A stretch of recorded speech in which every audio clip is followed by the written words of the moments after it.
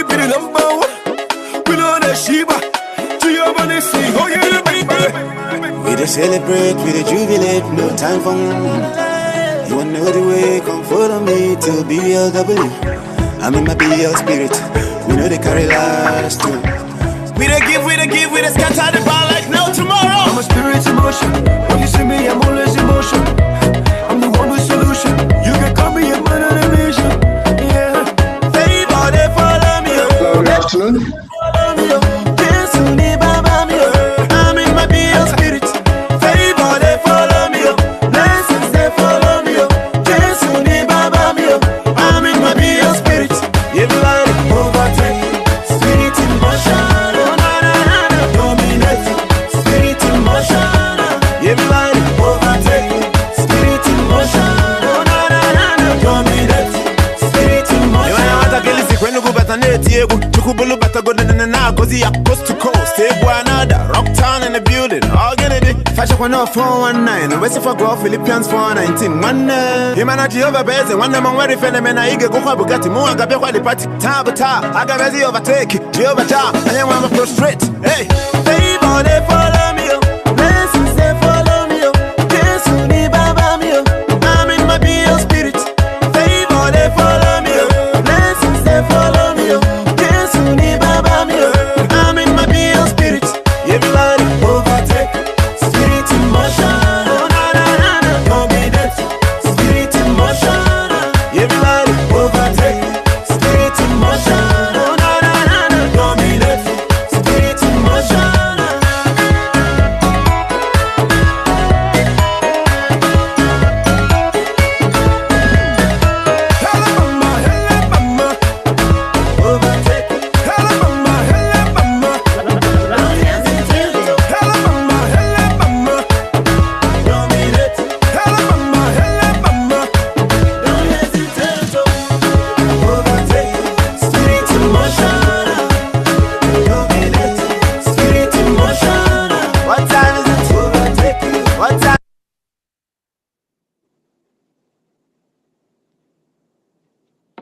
Welcome everyone to the Nigerian Investment Conference. My name is Toyin Umesiri.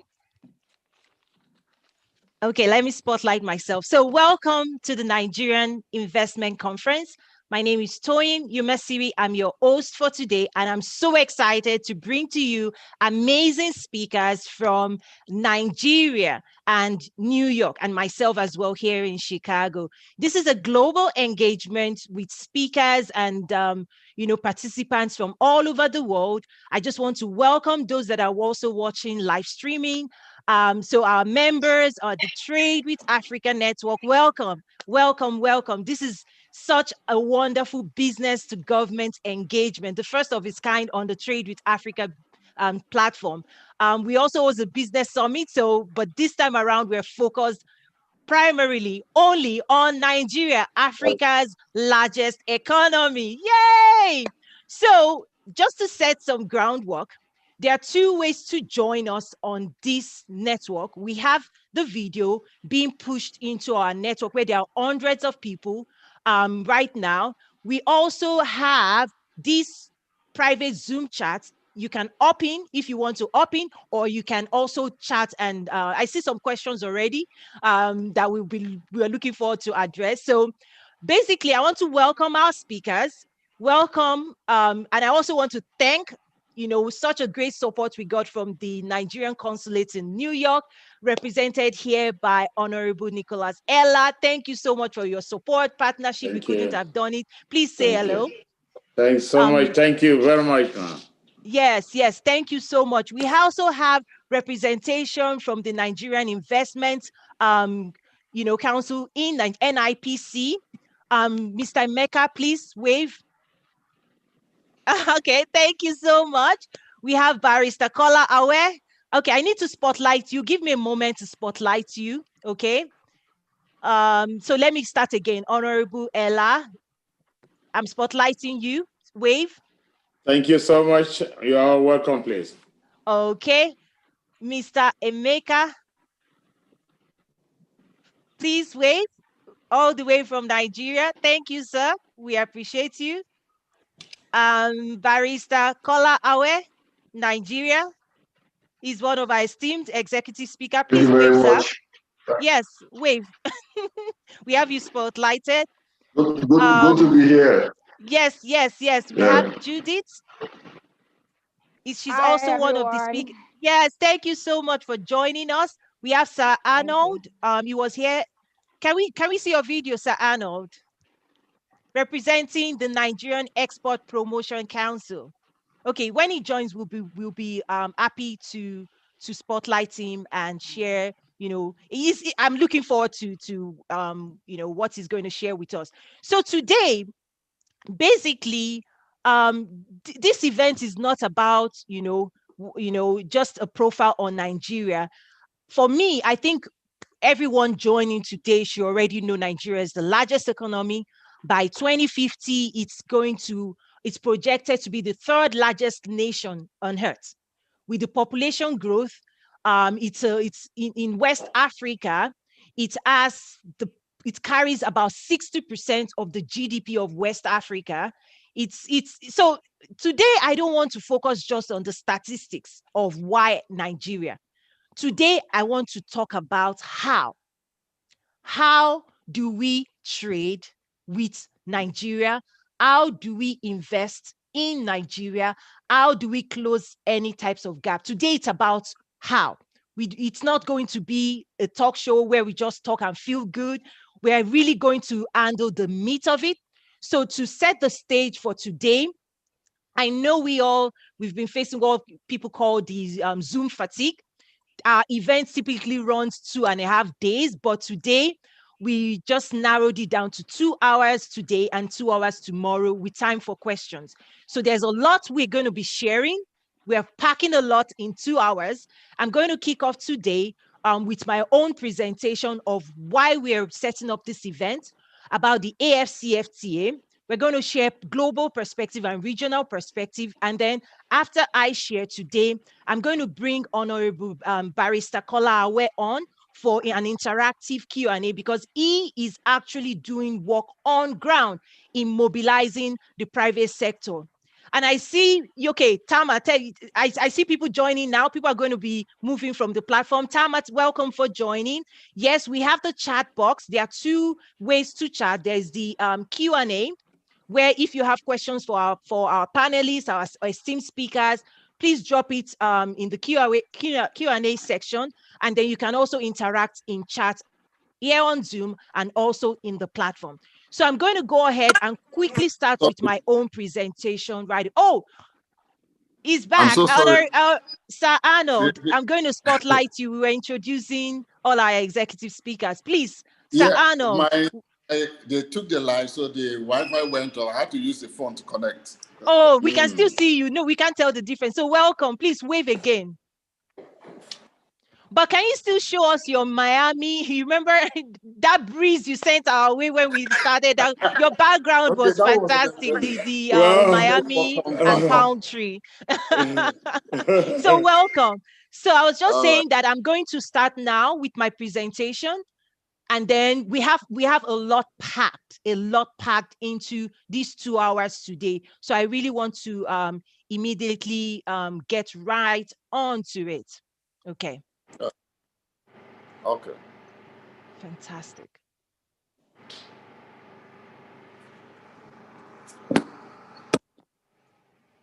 Okay.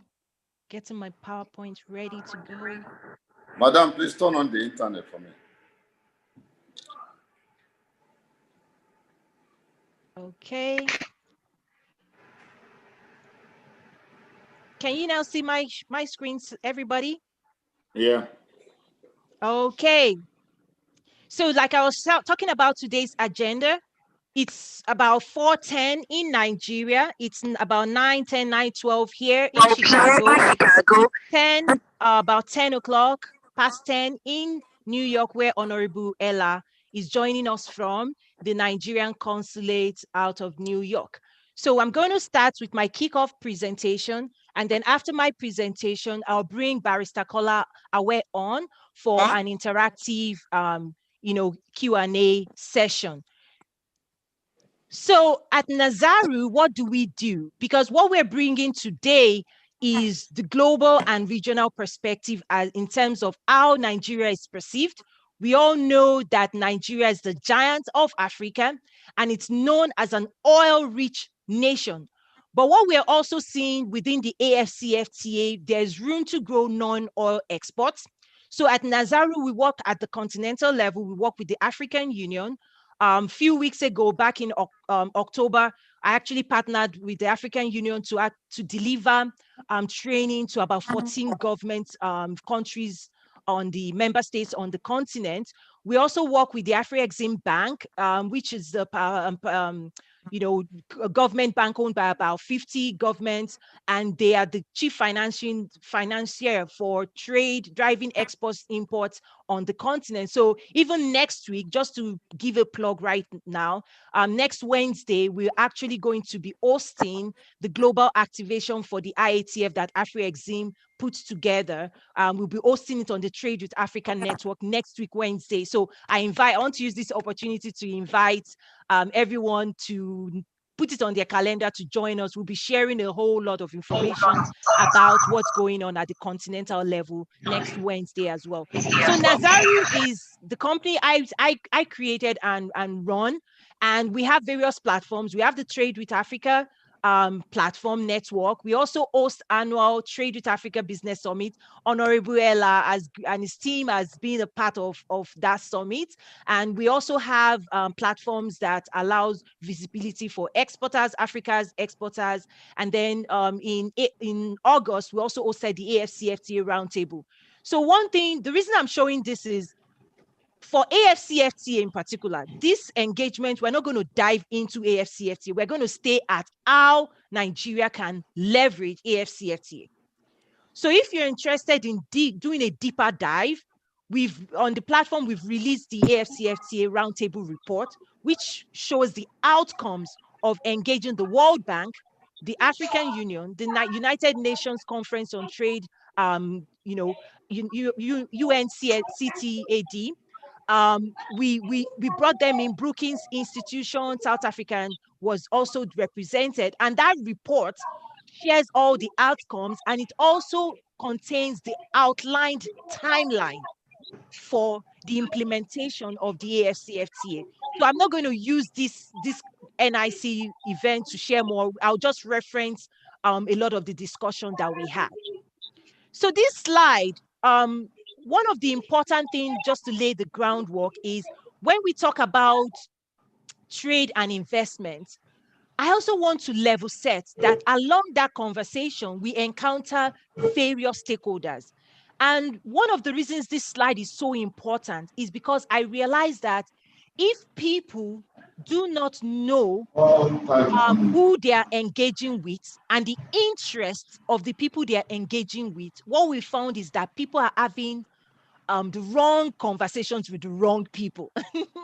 So part of why this slide is so important is I'll quickly run through. In trade and investment, you're going to encounter these types of stakeholders, and what they are looking for is different. How you engage with them is different. A lot of times people in Nigeria will say, okay, we are looking for investor. One thing I try to say is, number one, so we're starting top to bottom. An investor is not to be mistaken for a developmental organization. That's the first thing I see people mistake. An investor's main goal is to generate a return on investment. So, and I know NIPC is the leading agency that handle this, but for every other person that is not in NIPC, just something to be aware of. If you're a private sector and you say you're looking for investor, the way we present to them, the way we engage with them has to sound different. Because sometimes, as we're trying to shift people from the world of we want trade, not aid, the last 20 years, the narrative has been help us. Investors are not built to help people. They are built to make money. So that's why the pitch and the engagement and the interactions with potential investor has to do with Nigeria is a viable destination for investors. That's really the tagline. how to present Nigeria as a viable destination. And the language has to be, if for every dollar, so I'm hearing you, US, for every dollar you bring into Nigeria, what potentially would you get back? That's what an investor is. A development organization that deals in foreign aid, their impact and their KPIs, their key performance indicator, is different from what the measurement an investor is looking for. That's something we want people to note. An exporter in Nigeria, within the world of trade, we're looking at also bilateral trade. We have an African Nigerian exporter that wants to push under AfCFTA or under AGOA, for example. They want to export. They want to grow their output, their productivity through exports. Export is an engine of growth. No matter how, we know Nigeria is the largest market, but no matter how Nigeria market is large, the regional market is larger. And the global market is largest, if I can say it that way. So we need to start explaining to Nigeria's exporter, win locally, win regionally, win globally. Because I usually in my classes, I explain three markets. We have the local markets. For me in US is US. For those in Nigeria, Nigeria. The regional market, for me in the US, it's Canada, Mexico. For those in Nigeria, your regional markets are your neighboring countries. And then the global market, and one thing we try to call out to our exporter is that the rules of engagement for those three markets are unique and distinct. So we try to tell people, if you've been winning in your local market and you want to go regional and global, you cannot bring the same principles. The principles you use in your local market will fail on the global market because the rules of engagement are different. We have buyers, the next third one. Buyers behave differently. I'm going to lump the third and the fourth together because one thing in our interaction is that oftentimes, I'll say Nigeria, the Nigeria exporter mistakes an aggregator or off-taker for an end buyer. Let me explain what I mean. Oftentimes we say we need off-takers for our cashew. We need off-takers for our cocoa. The reality is people need to understand that most off-takers are middlemen in the value chain. They are often sourcing companies. All I want to share today is just information. It's neither good or bad. It's just walking into the room with understanding. Oftentimes, a lot of the commodity has to change hands in the value chain because organizing a market is not straightforward. So if you have a market that is not organized, then off-takers will come and organize it for you. They will aggregate your cocoa. They will aggregate your coffee. But one thing you have to also realize is they are going to aggregate it, process it, but there's another buyer that will still take it out of them when they've done the work. That buyer, I think, potentially should be the ultimate buyers that I think Nigerians exporters should be targeting. Within the context of bilateral trade, we also recognize that global players and regional leaders in AfCFTA are also looking to the Nigerian market to penetrate, to export into the Nigerian market. So there will be Nigerians that will benefit from playing the role of intermediary importers for those people. We want to just acknowledge that.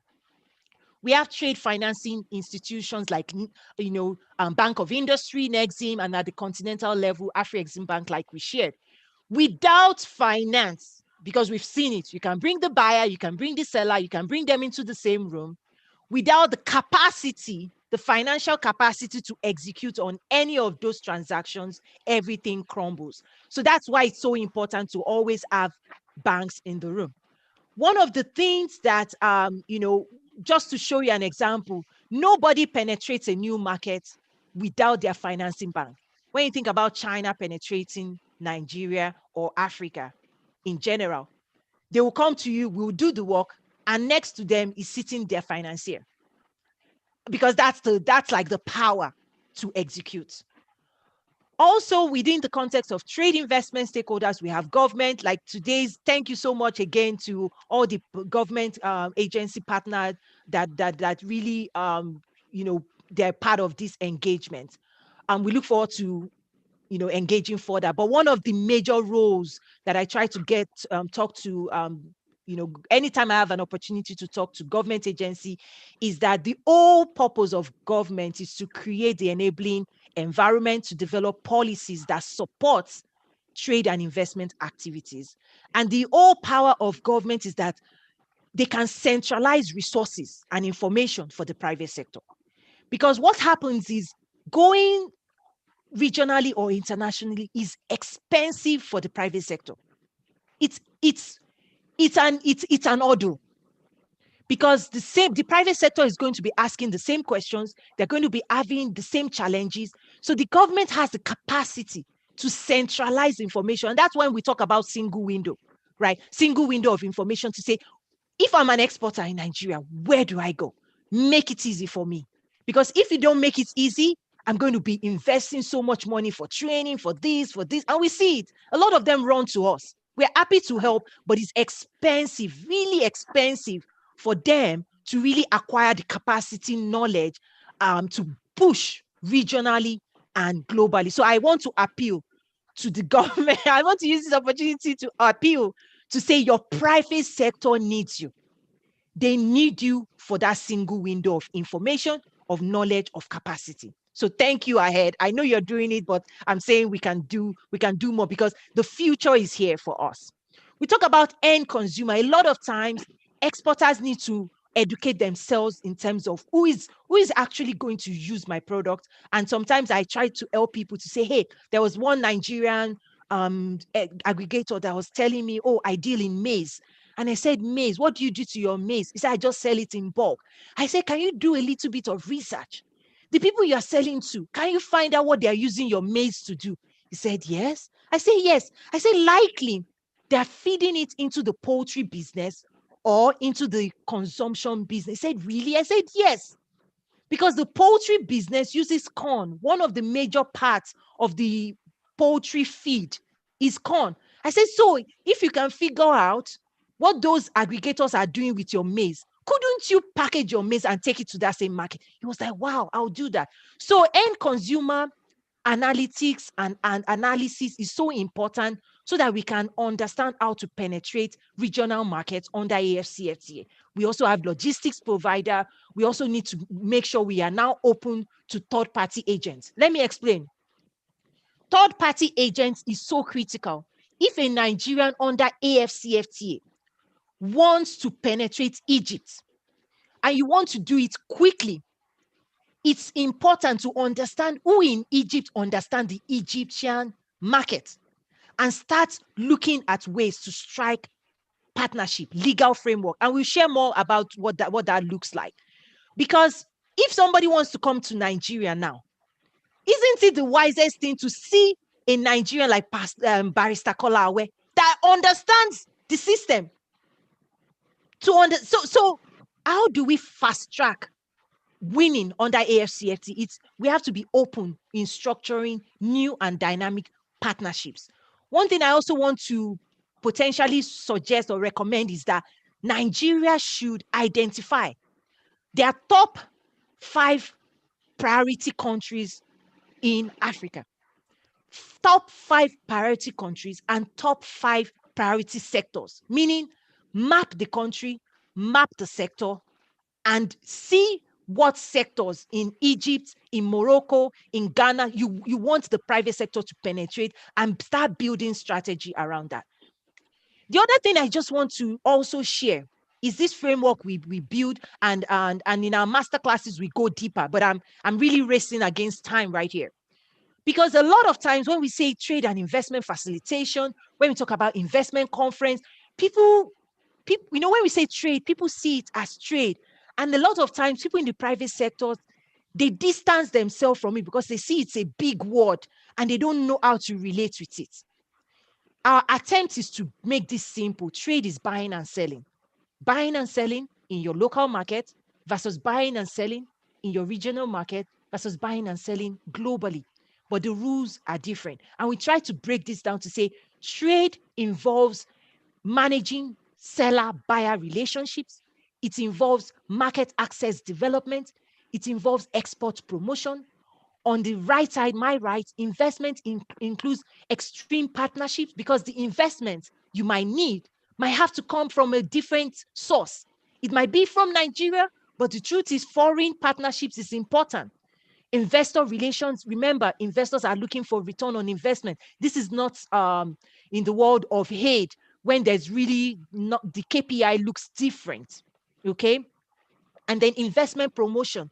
And underpinning trade and investment is a solid legal framework, because if a Nigerian and an Egyptian come to the trade deal, you have to decide which country's law is going to govern this transaction. Is it the Egyptian law or is it the Nigerian law? So now we need people to start understanding law frameworks of other countries under the AfCFTA. Trade financing is underpinning on both sides, because even for investment, even when you have investment, for example, one of the largest private investor in Rwanda is a friend of ours, and is the single largest private employer. Is an American firm. And he aggregates coffee, and those are information we've shared on the Trade with Africa Business Summit platform, of how he aggregates coffee from 50,000 farmers and feeds it into the Starbucks chain, Sam's Club chain, Walmart chain as well. So those are capacity building. But one of the things that people don't really understand is that an investor also has to have banking support. An investor also has to have banking support. And one of the things Scott Ford shared with me was that when he was looking to invest in Rwanda, for example, about 10 years ago, he said US banks weren't ready to give that fund because they were questioning his investments. This is an independently wealthy person, a millionaire. He's bringing his money, but he is going to finance his investments in Nigeria. But he also needs more capacity, and he's plowed in over $100 million into Rwanda. Trade policy management is something both the private sector and the public sector must keep their eyes on. I can spend all day on just that alone. AGOA, opening US markets to Nigerian goods. That in itself is a topic, not for today. I cover it in terms of why Nigeria has not penetrated AGOA and what we're doing in terms of how we are helping people build capacity. The AfCFTA creates new dynamic opportunity for Nigeria's exporters into the African market and beyond. And then trade information, that's key. When I talk about digital disruption, one of the things I talk about is trade information must now be available digitally. Longer, with COVID-19, we've seen what has happened. We now need to make sure all the information we need can be accessed digitally. It could be like in our platform, it's a private space where people have to log in, so there's security. But at some point, we need to start making sure everything is digitally available. And then trade and investment monitor. I think this is an opportunity for not, African governments just in general, because I see across the continent is that a lot of times we go after interventions, we run the year, but we don't come back to see how the intervention, was this successful? Do we need to adjust it? What were the results, the outcomes of those interventions? What deals, when we do export promotion, did anybody get a buyer? What is the value of that buying deal? All of those things are things we now try to help people to monitor, because as we're going forward, if you don't know what interventions are working, then how do you know what to keep investing in? Then what might be happening is we're just trying everything. We're just doing everything, but we don't know which one is working. But if something is working, as they say, don't fix it. Just ramp up further into those interventions. Now, probably this slide, in my opinion, might be the most important slide today. There's a lot going on this slide. What I try to share on this slide is individual and national prosperity. Unfortunately, we've seen the data when it comes to, poverty numbers and people living below the poverty line. But this slide is one thing I want to use so that we know what the opportunities are. On the left side, I talk about government wealth. On the right side, I talk about private sector wealth. How does the government make money? And how do the people in a nation make money? How do you build wealth for the government? Because the government is not the only one that needs to get money, you know. So let's say in oil-rich nation like Nigeria, that money, the way the flow of that money is, it's the government that does the deal. They are the ones that own the mineral rights and all of those things. And then they allow private sector or foreign, companies to come in. They give them rights to drill. The flow of money goes into the government, but we forget that government also has expenses, employee things, all the things the government needs to run itself. So that money can start as BB, we all Nigeria say billion. It will start coming to million. And by the time, the question is, how does that money get into the hands of the people? How does it get? What's the flow?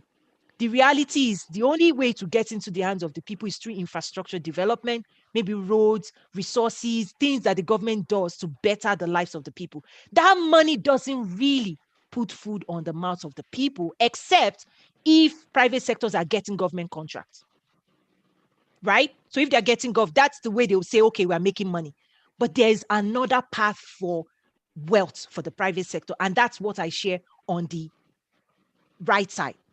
Is that the private sector needs to realize that hanging on to the government is not the solution to individual wealth. China has created more millionaires in the last 20 years than they have in their last 200 years of their existence. How did they do it? They created those millionaires under trade, private sector dynamic engagement, B2B trade deals with the world. Not the government, private sector. The private sector going out there and learning how to fish. I have lots of story I can share. I mean, like this Ashoke. When somebody buys from a Nigerian exporter, that money goes into the hand, not the hand of the government, it goes into the hand of that private sector. And the only way the government gets anything is through taxation. It's through taxation. So we have to grow in order for us to build population wealth, massive wealth in the private sector. We have to grow this transaction. It's not the oil. Oil money is not what's going to make people rich in Nigeria. Oil money makes the government rich, which is fantastic. Like Saudi Arabia, you can help us to build the roads. You can help us to build this those big dynamic visionary projects. Yes, but that doesn't put food on the table of the private sector. So what does? What do we have to do? Capacity mobilization, export development, and industrialization. Those are the three things that has to be focused on to drive private. Because if the people of Nigeria, they are rich, the government will be rich. Or richer. Let me put it that way. The government of Nigeria will be richer because you have more people to tax. You have more people, you have more trade transactions to go after. So on the bottom, I said, on the right hand, the people do not necessarily prosper. The government spends oil money on the things like infrastructure, and government has to run. To run the government is expensive. When you look at the budget, healthcare budget, this budget, but the way to prosper is B2B deals. Right now, if you want to buy anything from China, you just reach out to the private sector directly. You don't even need to know who the government is. You don't even need to know who the president. We don't even need to know who governor. We don't even need to know who the government becomes invisible. They're supposed to be backing and pushing the private sector. The private sector will be in front in this deal because the private sector is the one that will close deals. I can manufacture shoes. I can manufacture textile. I can manufacture plastic bottles, ceramics. We need to push the private sector to go after that money. Because when they go, they're going to employ. That's where employment. A factory would employ 500 people, 1,000 people. That is what we have to go after. If you go after a deal that allows you to manufacture 1 million pieces of a T-shirt, so how many youth would it employ? How many youth would it employ? That's what happens in the private sector. So for me, this is the most important slide. because we need the government to be rich. Fantastic, you know, but we also want the people. We want to go all over the world and say, not just, oh, oil rich. No, the people, Nigerians are rich. That's what we should go. Like, don't mess with the Nigerians are, you know, that's the future I desire. And that's the future I hope to live for my children, where Nigerians becomes the richest people on earth. We have everything that we need to make that happen. In trade, these are examples of trade items, and these are things we go deeper dive in our master classes. Again, I'm looking at time, I'm racing against time right now. And then within investment, we've developed this framework, because what we try to see when we engage with investors on this side is that they're like, okay, Toyin, trade with Africa, okay, trade Nigeria, where do we start from? What are the opportunities? We develop this framework because we say investors are looking for enabling policy to say, who is going to they see it as the roof. If I bring my money into Nigeria, is it protected? Because, you know, is it protected? That's why we have it as a roof. Again and again and again, over and over, we hear investors are saying, oh, is my money safe? Can I bring it in? Can I take it out? That's what they care. Again, they're not developmental organizations. Investors are looking to make money. They want protection, enabling policy, fiscal responsibility. And then they're saying where? What we've now said is there are three, you know, pillars. Agriculture value chain. Africa has 60% of the remaining arable land, the remaining arable land in the world. Again, Africa has the 60% of the remaining arable land in the world. So the world knows that. Food baskets in Nigeria. We have land. We have land. We need to build agriculture value chains. The middle pillar, manufacturing, retail, distribution. Retail always goes ahead, because when you have platforms where things can be sold, people will start manufacturing and pushing it through. Underpinning, we know healthcare, human capacity development, training, enabling technology, trade, import and export is important, because in building up these pillars, we're going to need to import what we don't have, machine equipment, everything, and then we're going to export what we produce. And one of the things I also want to share, very, very key at the base, is real economic development is always achieved at the local level. I've seen it here as I work with economic development organizations here in the US. There's the federal, there's the state, but the local level, the city, county level is where investments penetrate, is where investments land.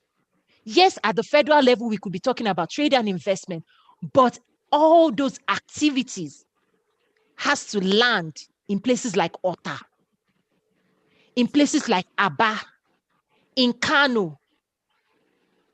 The local people, that's where economic development happens organically. And again, I have so many stories of being invited to a global summit of ecosystem. They call this ecosystem leaders from all over the world. And when we all sat down in the room, I was the only one, African, even though it was here in US, New Orleans, and everybody, we sat around in circle, and we were all brainstorming, and we were listening to people from Germany to Canada, all over. It's like, how are you building the economy of your city? Of your city, not just Nigeria as a country.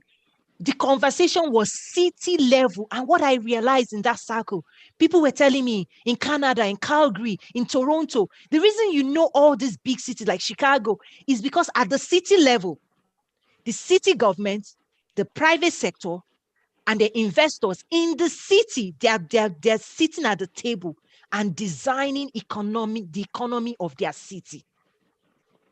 They are looking at the city level, not this big national, what's happening in Washington, D.C. No, Washington, D.C. is one.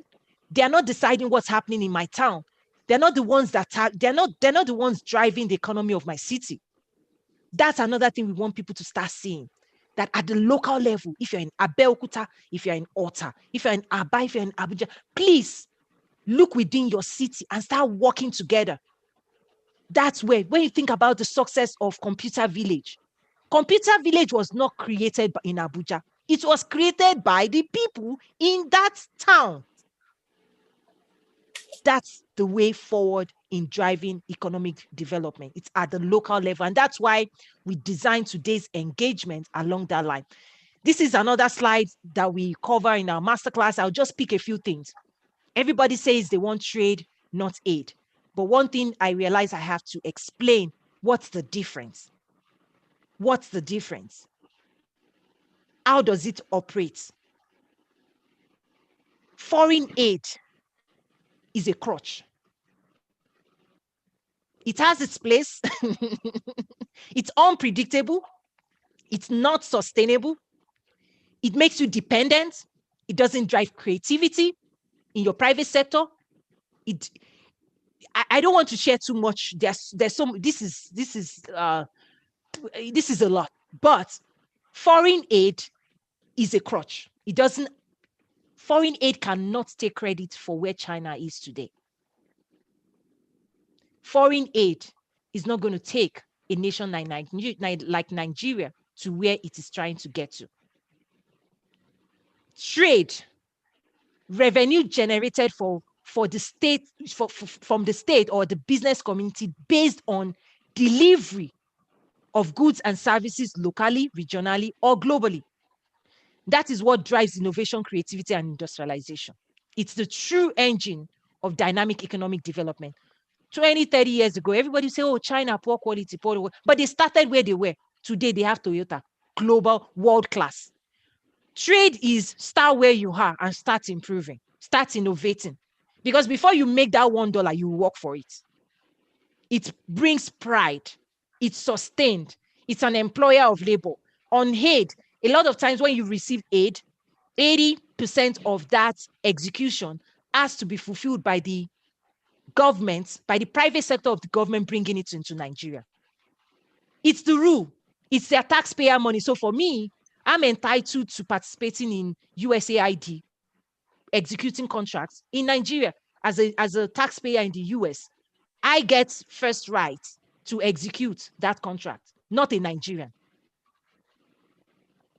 It's, and trade is controlled by the laws of demand and supply. You cannot fake it. You have supply, you need to go and find who has demand for your product. That's the way. And in doing that, you'll be creating a supply chain, your transportation, you'll be creating efficiencies in your supply chain, knowledge, expertise within the private sector. So that's why this is important, because a lot of people, the narrative is we want trade, not aid. But this slide is, do you know why? Trade is the answer for Nigeria. I talk about digital disruption. I only mention maybe a few. When I talk about training, we're here now doing this virtual engagement. It's part of COVID-19 digital disruption. We need more of it, not less. The other thing I want to share from this slide is that, do you know that, for example, China and the rest of the world are capturing trade opportunities online today? They are mining it. They use computers to mine every day. They run machines. The machine scouts the internet for new RFIs, RFQs, requests for proposals, requests for information, all of those things that are published online.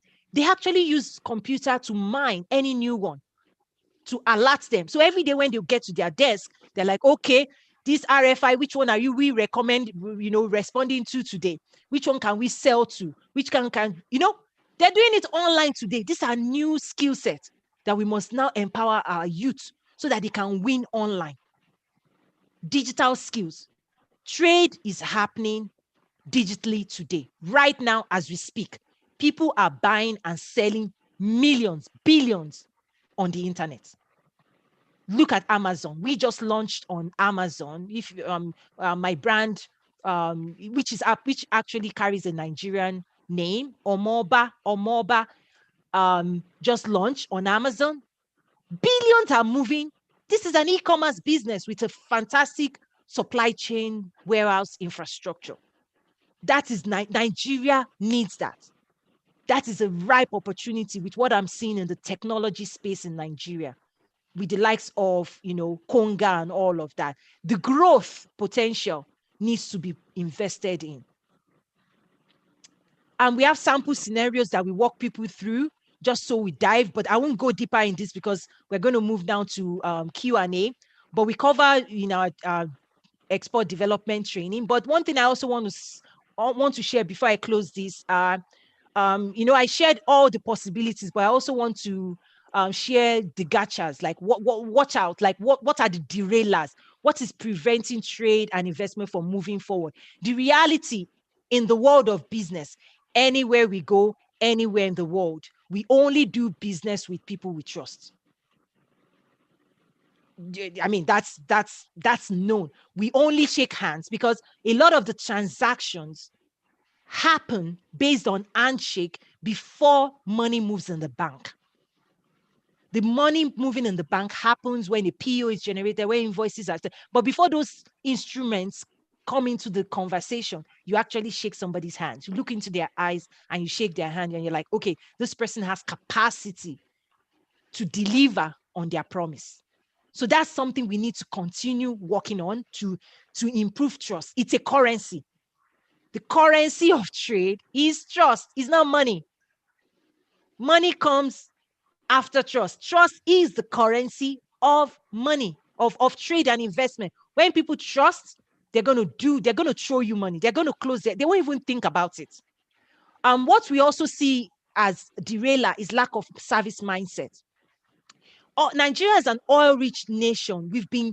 The world of oil behaves differently, where because of what people need from Nigeria, Nigeria is the king, and then people bow.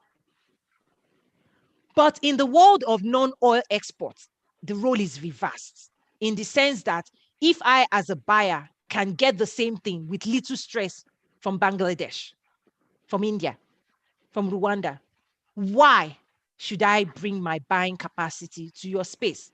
What it means is the roles are reversed.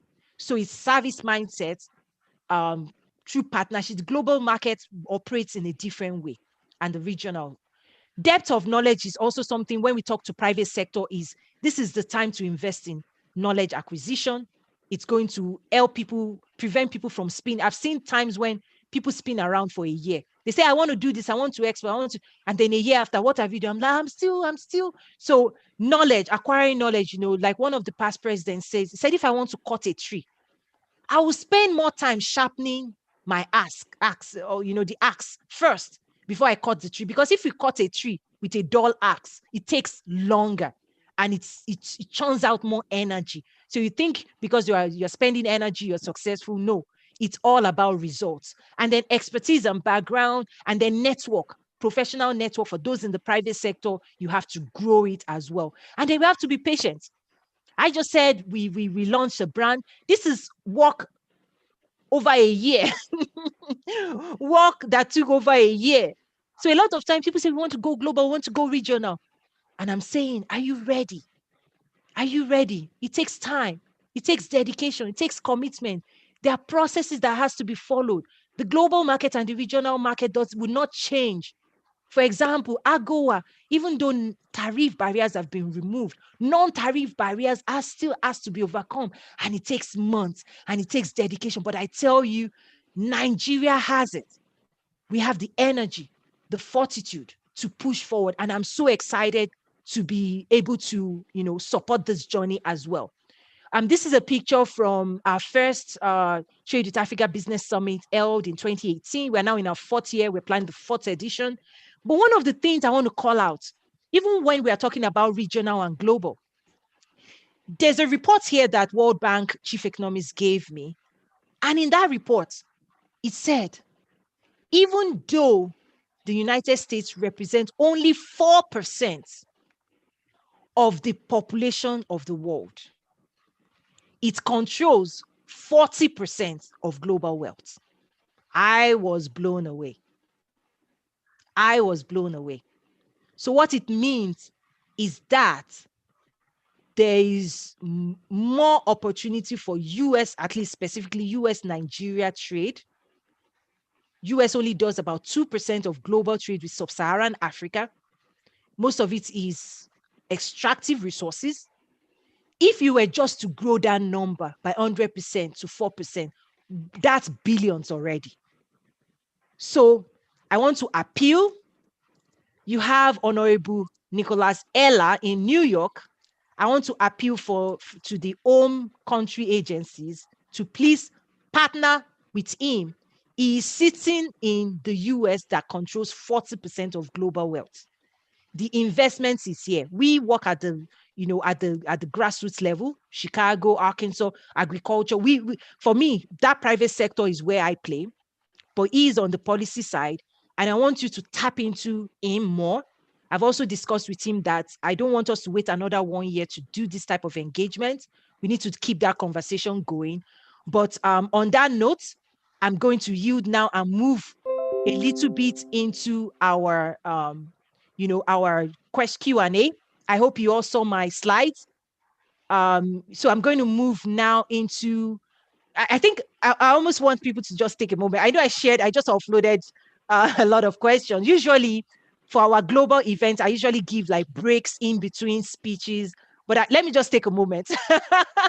I know I just poured a lot. I'm very excited. I'm like giving a lot of information, but I just said, okay, maybe before we move to the next session, let's just take a moment here to say what I shared is just, tip of my 3-hour masterclasses that I train governments in terms of mindset shift and how to go after trade and investment. And then we do export development that is specific on products, on sectors as well. So for us, we just believe that the timing is right to grow exports and to attract investment at the local level, at the regional level, and at the global level. And Nigeria has everything it needs. And I want to thank you all for this opportunity to share this with you. And, I know there might be questions. If there are questions, please drop it in the chat, on the Q&A space, on the platform. We'll get to it after our engagement. And now I'm going to quickly shift to my Q&A section with Barrister Kola Awe. Thank you. Thank you, sir. Thank you, sir. So give me a moment to pull up. I just want to read a little bit about Barrister Awe. We have full bio on our platform, but I just want to quickly share about him because he's just amazing. All my interactions with him has been incredible.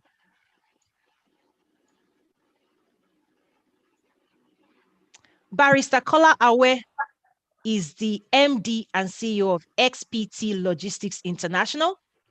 He is a legal practitioner that invests actively in the development of the Nigerian economy, in youth empowerment, and the mobilization of women and mainstreaming of women in trade. He focuses heavily on export development and promotion. He is an exporter of over 20 years with export experiences that cuts across the agro and manufacturing sectors. He loves to equip people with tremendous experience. He teaches them. I mean, he's just, my interaction with him has been incredible. He has worked with organizations such as the USAID, serving as consultant, and he's the current chairman of the export group of the Nigerian Association of Chamber of Commerce, Industry, Mines, and Agriculture, also known as NACIMA. I don't know, for me, within the private sector, right, I don't know who else I could have just said, let's have a conversation. Let's have a conversation because we talk offline. Yes, please speak. Thank you very much. Thank you very much. So it's nice. It's wonderful and nice to be here.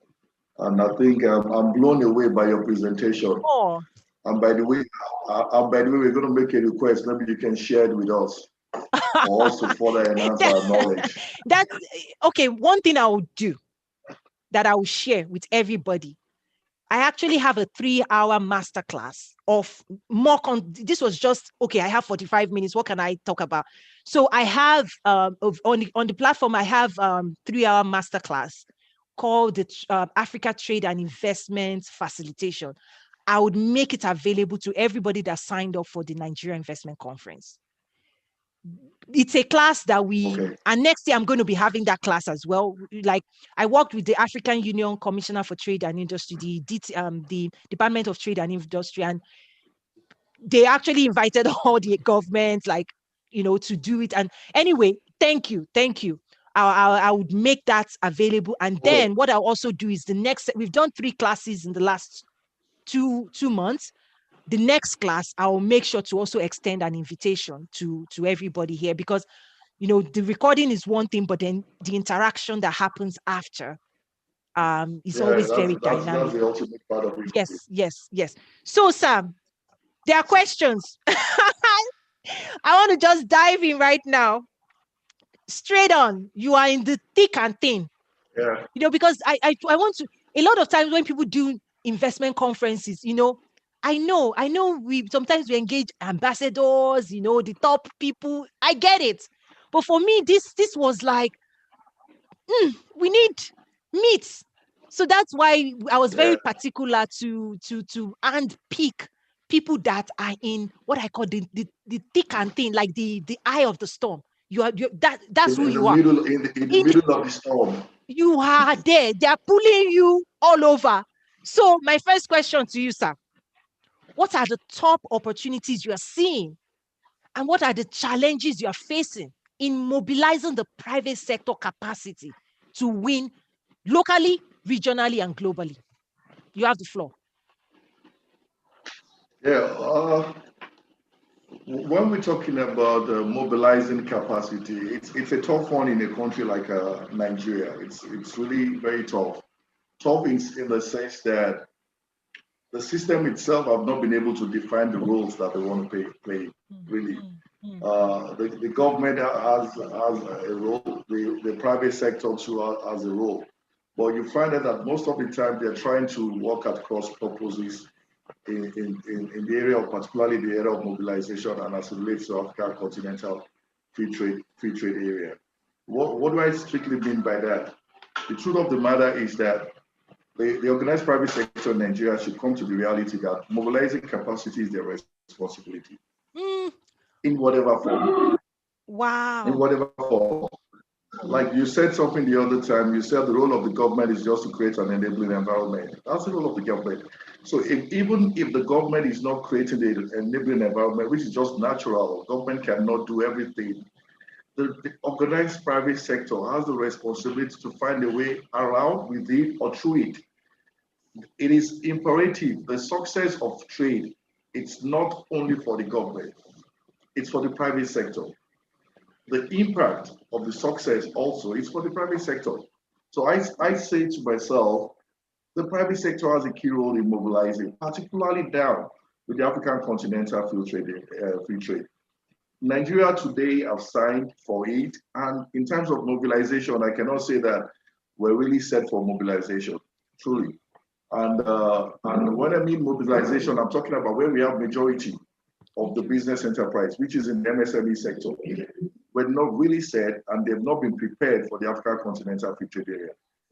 We can, a lot of people might want to say that we said, when we look at the large industries, the multinationals, in Nigeria, basically they are said, they can mobilize capacity for themselves, they can mobilize finance for themselves, they can mobilize infrastructures for themselves, they can mobilize everything that they need to take advantage of the AfCFTA. But we can't say the same for the MSME.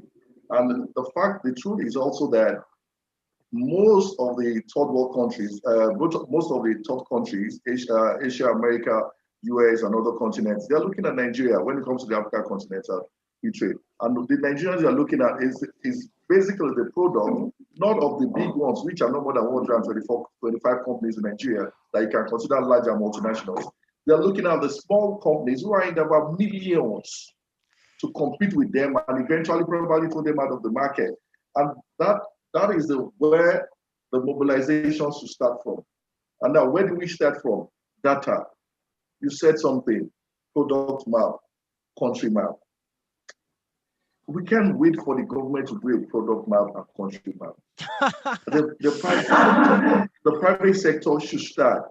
They should have done this one since we signed in May, because it probably caught most of us unawares that we're going to be part of the African Continental. The discussion was going on off and all of a sudden it came in Guam. So now it's been there. So the idea is, how do we now get, what are the products that is coming from Asia, that is from America, that is coming from Canada, that is going into Africa? Do we have a comparative advantage about that based on the duty-free arrangement and other infrastructures that's put in place? Those are the things that we need to be looking at now.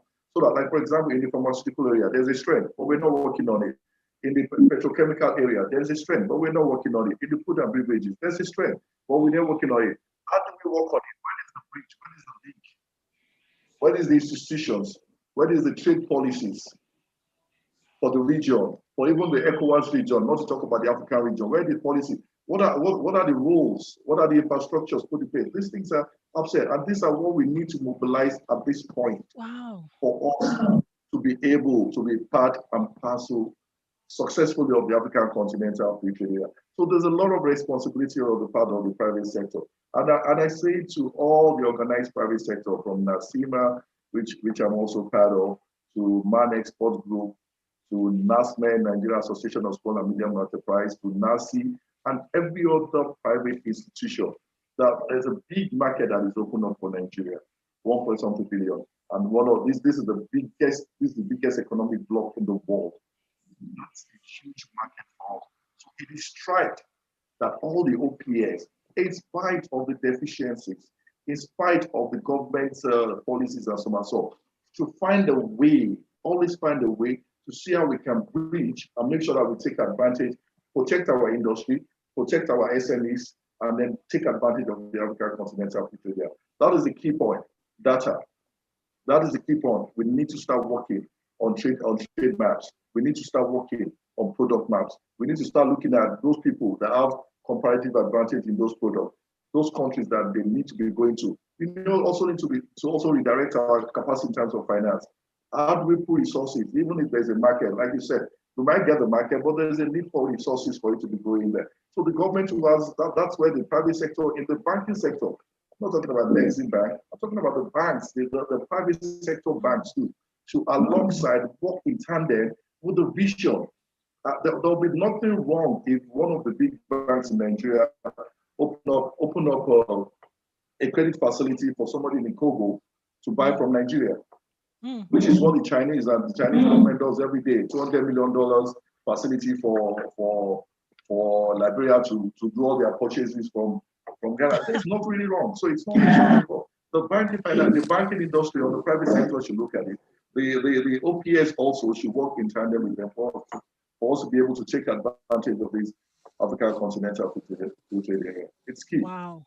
Mobilizing this thing is key, and then we need to do it as a matter of urgency. In NACIMA, in our little way, we've been working as serious. I saw some of your posts.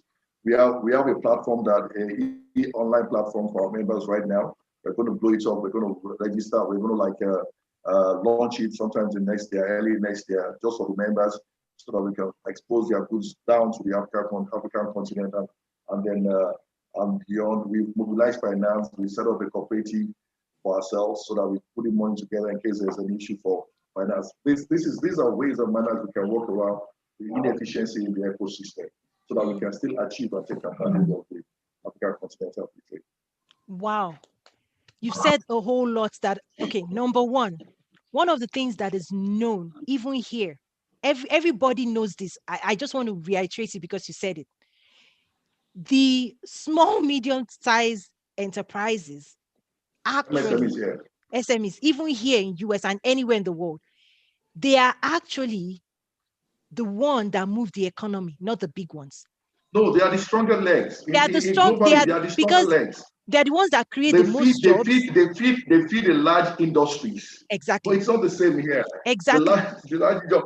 It's a Exactly. silo industry here. The large industries are standing, the micro is standing on their own, the MSF, the small is standing on their own. Yes, and that's Everybody why, is silo. There must be yeah, that synergy. and that's why even this COVID era, the US government has done more for the small prices, like the restaurants, the mom and pops, like the neighborhood market, like the baba, like the small people that employ 1, 2. They have mobilized, they partner, they pushed funds into their local banks, cooperative bank, whatever bank. They're like, take money, take. We don't want these things to fold up. If they fold up, the economy is gone. Yeah, because they're in the majority. They're in the majority. They are the highest employer of labor. Yes, and they've also, because I get all this note, they have training webinars every day, how to use social media, how to do this, how to do internet. Like, they are bombarding the SMEs, because now that they're so crushed, they can't afford to do any training themselves. Yeah.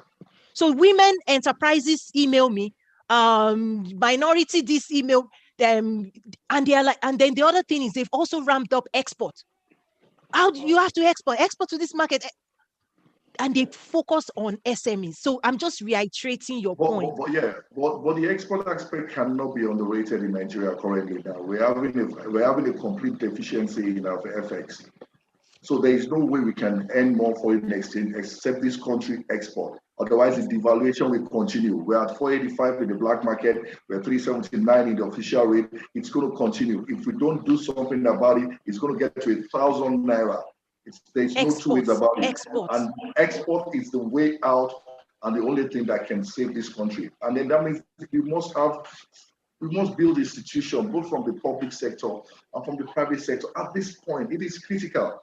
But the challenge is we still see it as a not natural business every day, the same way we do business.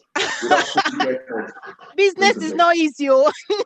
I think that's also the appreciation of what you're saying for me, is that building a business is not easy.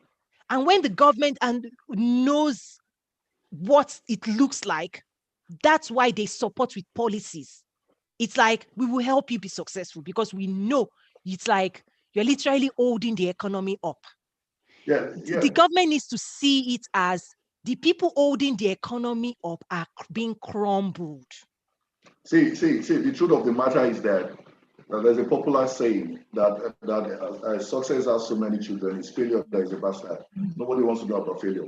Wow. If we in the private sector, we don't want to mention names right now, you'll see some companies that have been able to create impact in the private sector, and they have all the support of the government. Why? Because they've been able to prove success. The government does not have any alternative than to associate with them.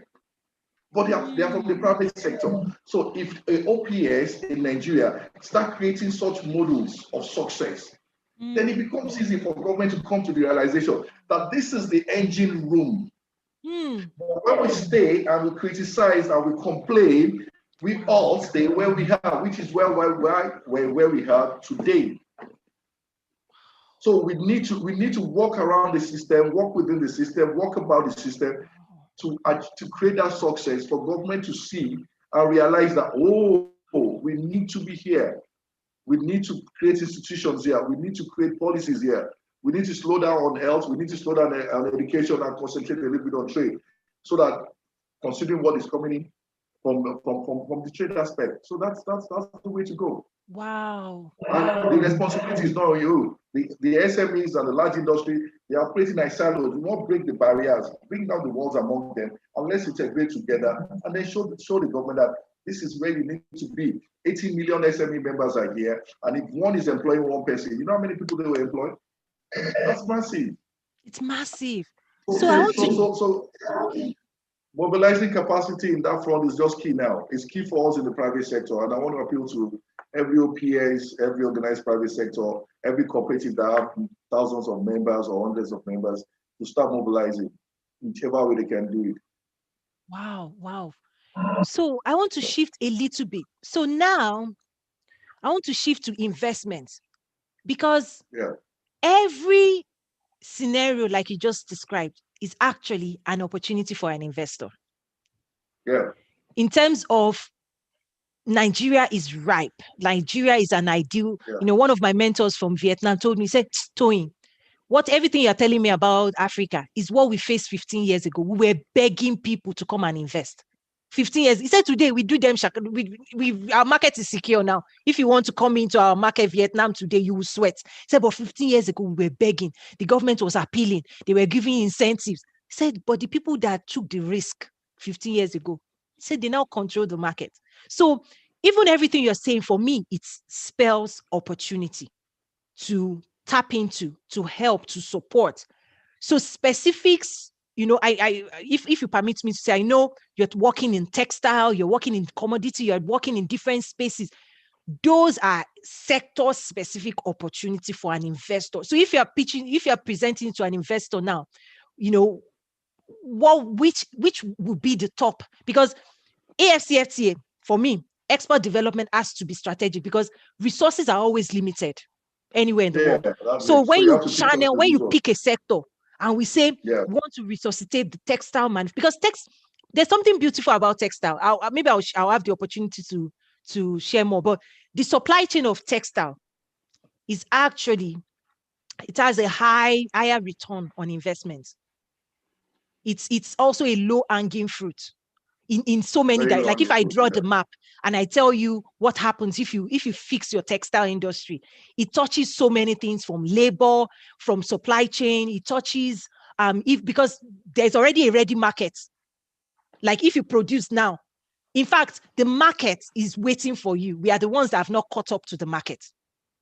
Okay. I once shared with one of the biggest buyers. I told them, Black Panther movie. Everybody remember that Black Panther movie? Black Panther, yeah. Yes, that movie in the retail world, which I'm from, when you have superhero movies, we actually sell more merchandising than the movie itself. Because if you say Superman, people will be carrying merchandise. So merchandise and things we produce, manufacturers produce school bags with superhero, with bags, right? When Black Panther came and the theme was Africa, China was the one producing swords. Everything. African swords. Yeah. African outfit for Black Panther. I was like, supply chain. So investment now, for investment sectors that you are seeing that is ripe for people to bring investment into. All right, so, thank you very much, Toyin. Basically, I have a bias for export, so I'm going to talk about investment as it relates to export. Yes. We're looking at, Nigeria currently should be looking at an investment, FDI, not to take advantage of the 200 million population that we have, but an investment that is export oriented. An investment in Nigeria, in any sector of the economy that is export oriented. And the first one that comes to mind, even before textile, is the value addition. Yeah, agro process. Is the value addition. We have huge arable lands. We are number one in yam. We're number one in cassava. We're number one in soya. We're number one in soya beans. We're number one in soya beans. We're number one in share. We're number three in soya beans. We're number one in share nut. We're number two food agriculture. Our numbers, we're number one in the raw production. Until date, since 19 till now, we're still in the process of exporting raw. Even in our cocoa that we've been exporting since the 60s, we're still in the process of exporting raw. Now, what does that say to you?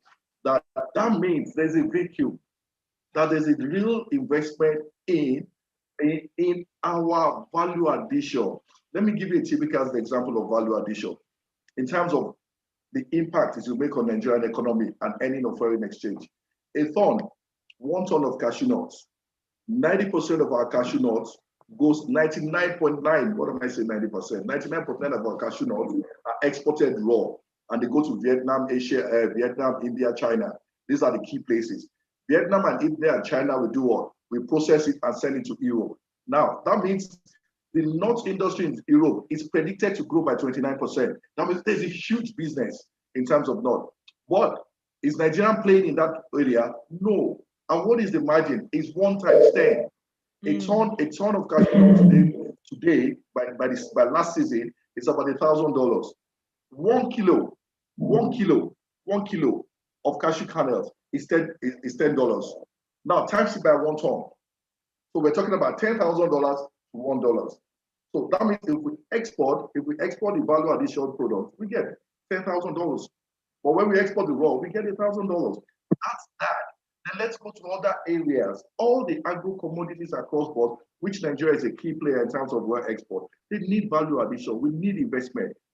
Investment in terms of equipment, investment in terms of finance, which is very key because some of these industries are extremely on the inside. And if you see the way we process, the little people that are able to export, if you see their processing pattern, you find out that this is not the right way to do business. And that's why you see that most Nigerian companies have not been able to get EU certification, American certification, or DEFRA certification from UK for them to be able to export to this country. Why? The value addition process is cumbersome and lacks structure for them to be able to carry out this thing. And if we have 1, 2, 3, 4, then we start playing in the value addition, and which is where the strength is, and which is where the safety net is for Nigeria at this point in time, whereby we can earn more foreign exchange. Another area that is good for investment is in the logistics area. Logistics area is extremely very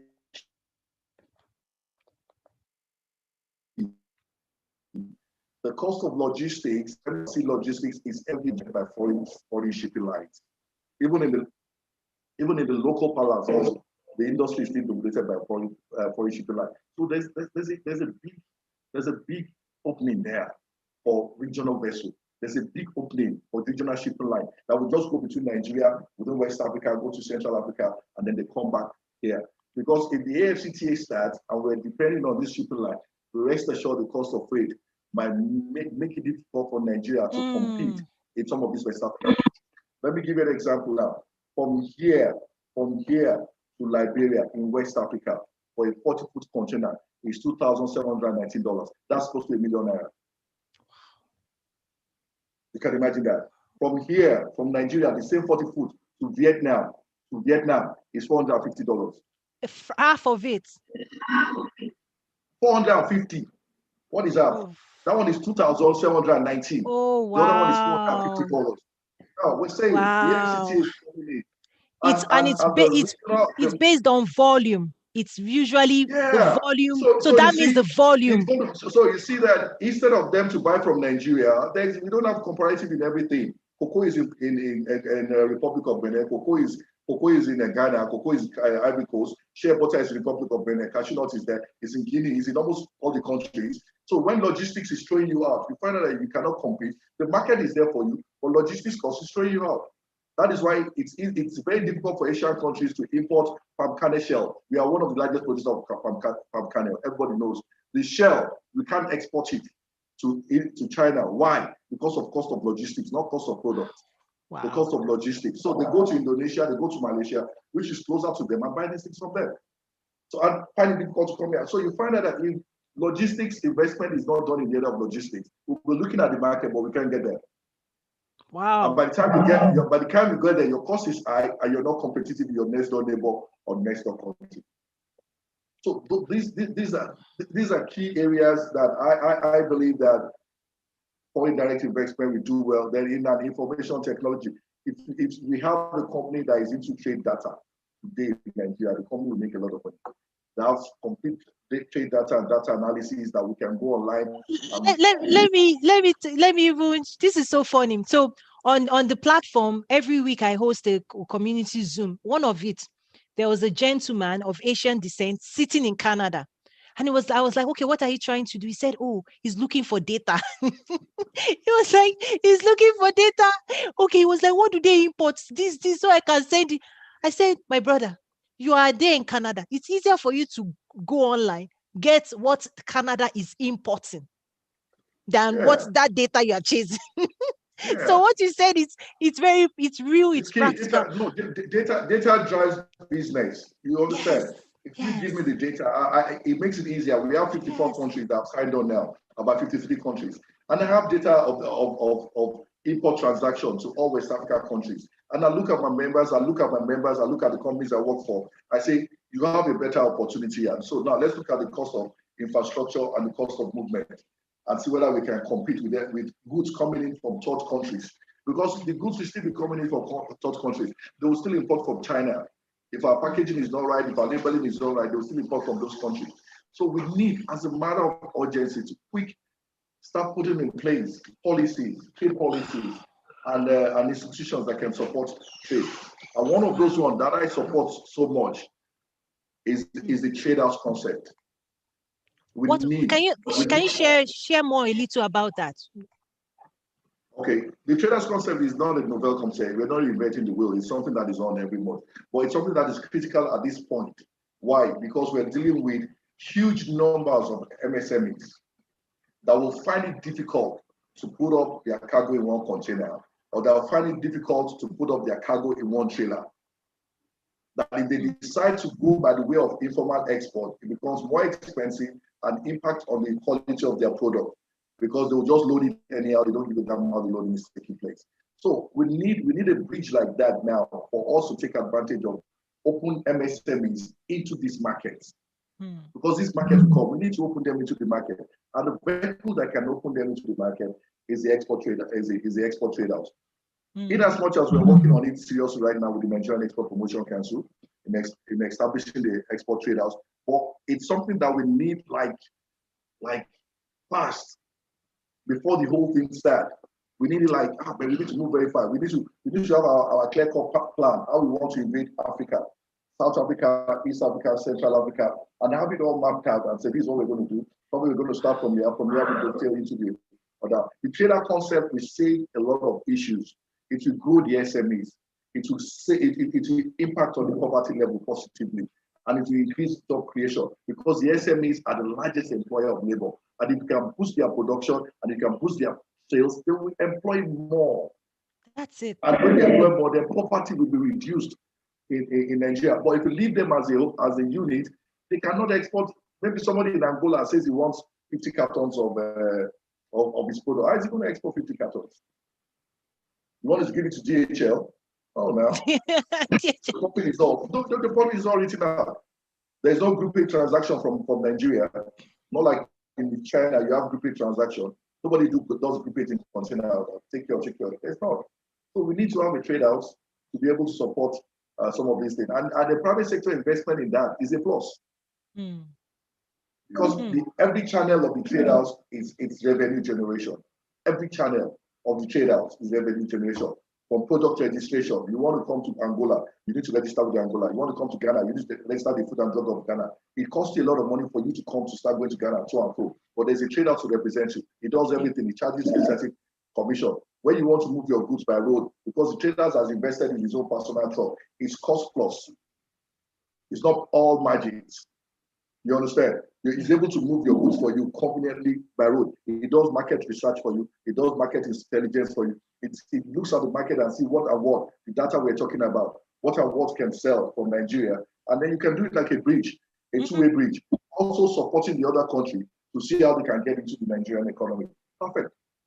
Oh, I'm telling you, this is incredible. AfCFTA is a game changer. I love because it has also created competition, like the sense of urgency to compete.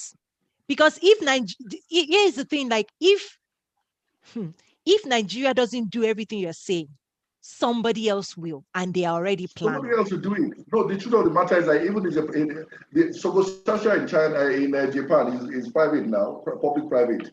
Somebody else will come in and do it. Somebody else will see the vacuum and say, look at this is a huge vacuum. The reason they've not seen that vacuum is because there's no data. There is no data to capture the amount of informal export that is leaving Nigeria to the West Africa sub-region and Africa as a whole.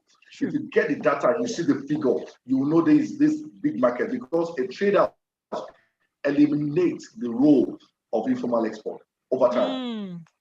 It eliminates the role of informal export, because the difference, an informal exporter wants to go through the back door to be able to arrive the destination cheap. The same way the trade house is established for you to arrive it at a cheap price. Yeah. And because it's a trade house functioning for the benefit of MSMEs, you can get a special recognition status from the government of Nigeria. The border was closed, some companies were giving some status.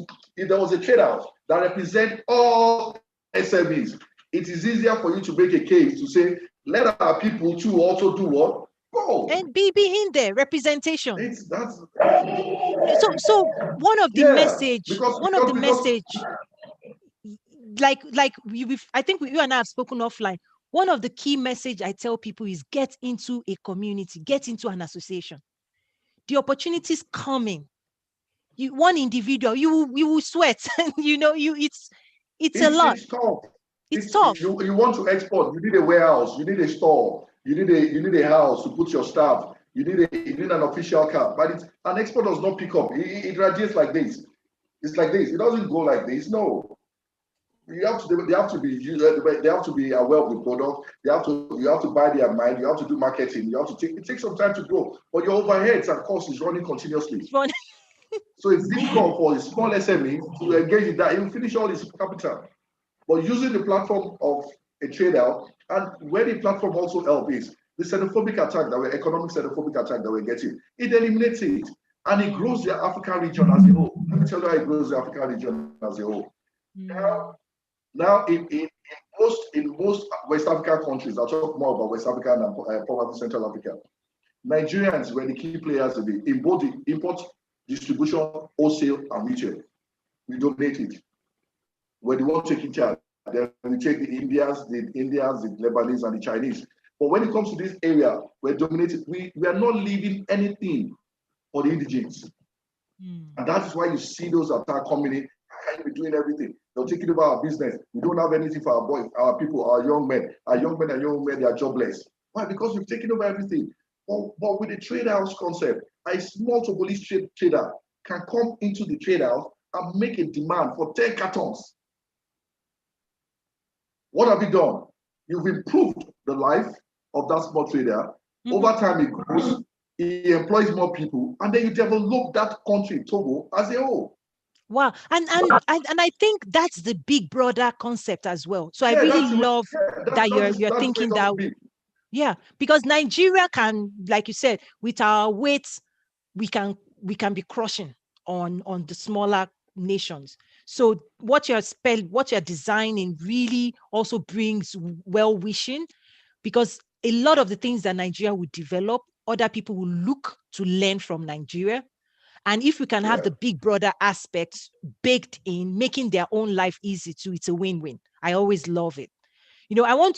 So what you're saying is music to my hair. I want to a little bit just shift. Okay, go on, please.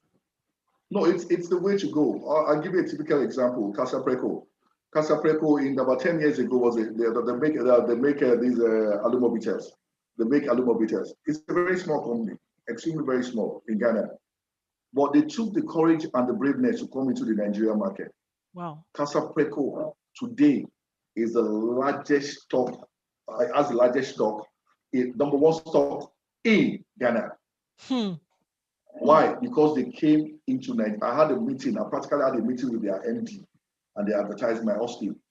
Today they are massive. Why? Because they could take the courage to come into Nigeria. Many West African countries, they want to come. They are just scared. There is no bridge. There is no institution. There is no platform.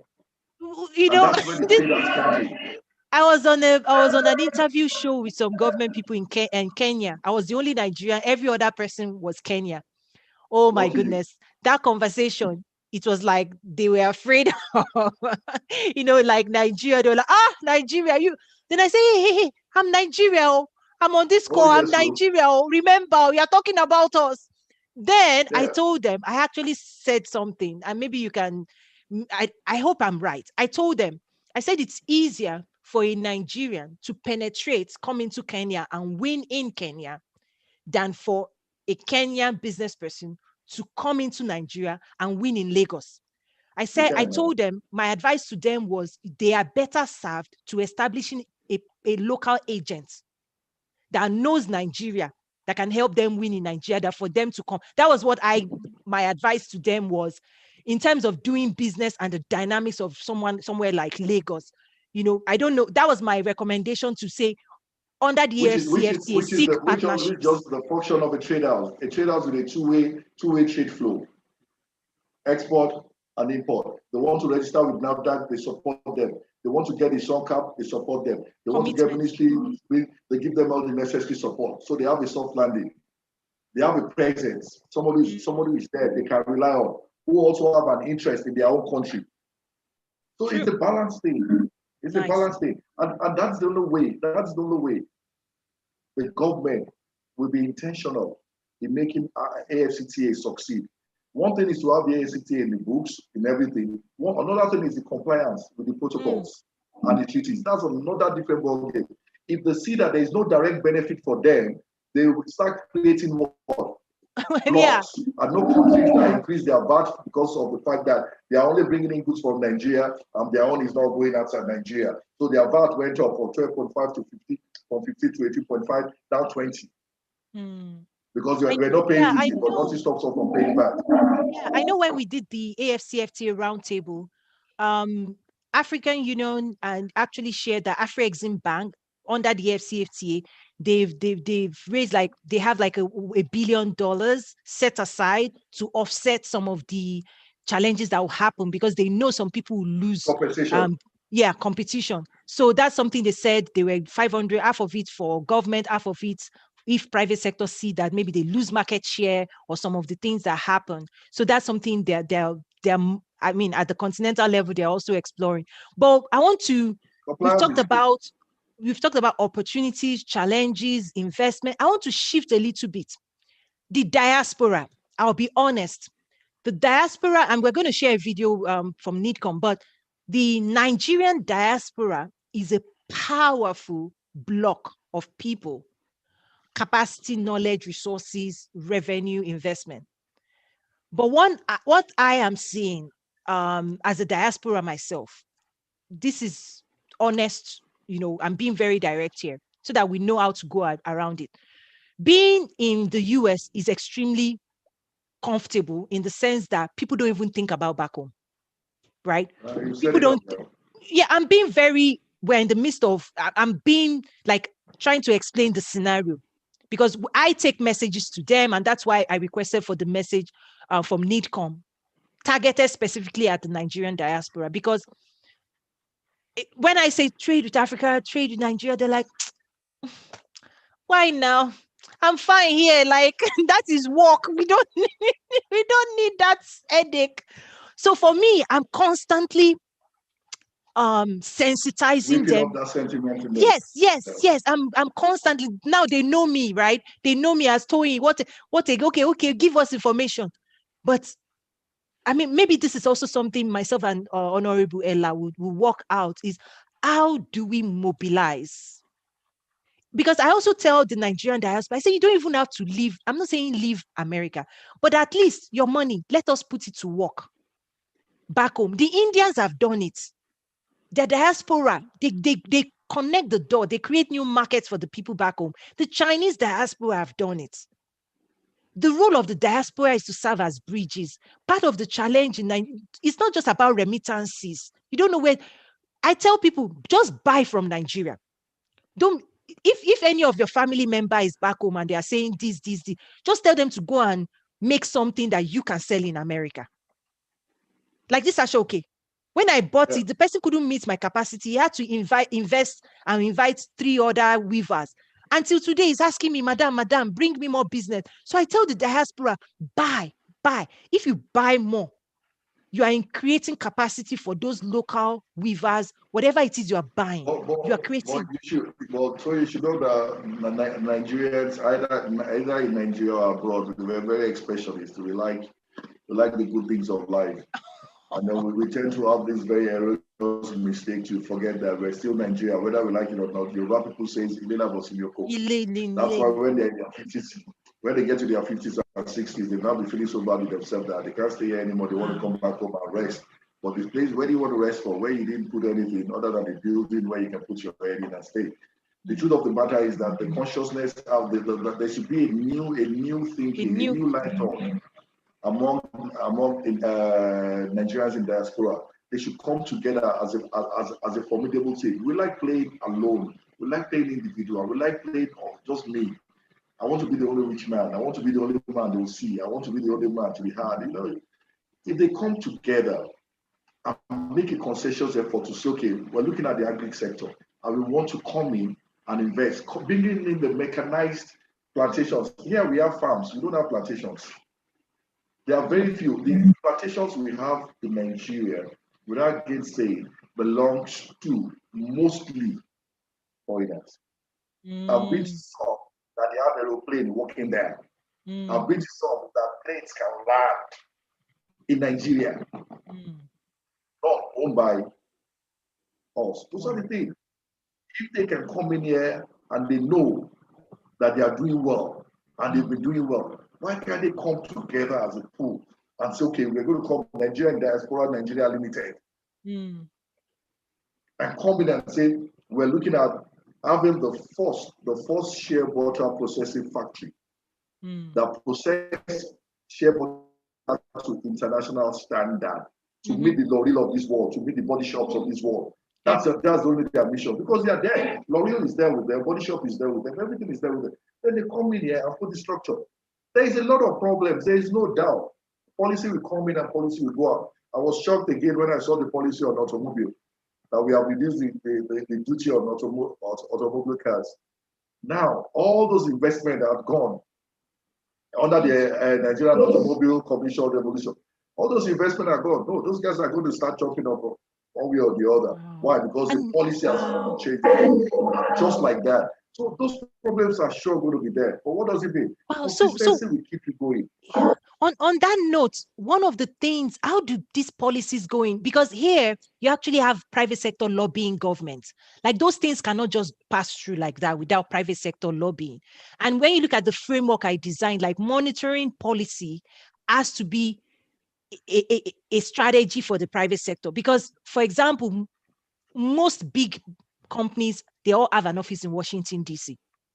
They have a lobbyist that is every new law, they are fine-tuning, like which one is impacting my sector, which one is going to impact us. And if they see anything that is going to impact their sector, they will raise an alarm.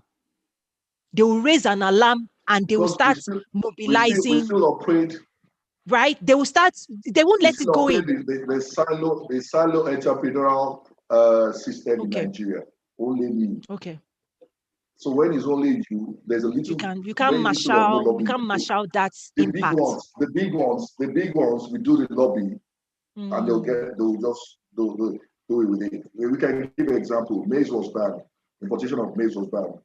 Waiver was given to some selling people because they're big. But if I have 500 or 1,600 or 3,000 farmers that does maize, hey, that's a constraint on its own that can use to lobby. So within the private sector, this is what I'm seeing. The future for Nigeria, for Africa, is going to be led by the private sector. Like if you remember the map, that wealth creation, that closing that wealth gap, and go the government was, yes, it's the private sector that will grow Africa. The government can keep doing their diamond in Botswana, the raw commodity, the oil. Yes, you drill it until it empties out, right? But the engine of growth. They don't impact on the unemployment. Yes, so that's why I did that map. 10 staff and it's making billions of dollars. Yes, so the private sector, usually this private sector leads in innovation, and then the public sector comes behind with policies to support. But I'm seeing that even with AfCFTA, it feels to me like the policy across the continent is moving faster, and then the private sector is playing catch up to even understand what is inside AfCFTA. Meanwhile, AfCFTA should have been designed by the private sector with the policy leaders just signing it. Like that's why our policy is like literally in DC, the private sector is the one writing, they're the one writing policy. They write it and they say, sir, we need your signature. Oh, my constituency, you understand this? They say, yeah, okay, I approve this message. So it's actually still under initially when they started the talk of the FCTA, the Manufacturer Association was against it. They said, no, they are not ready.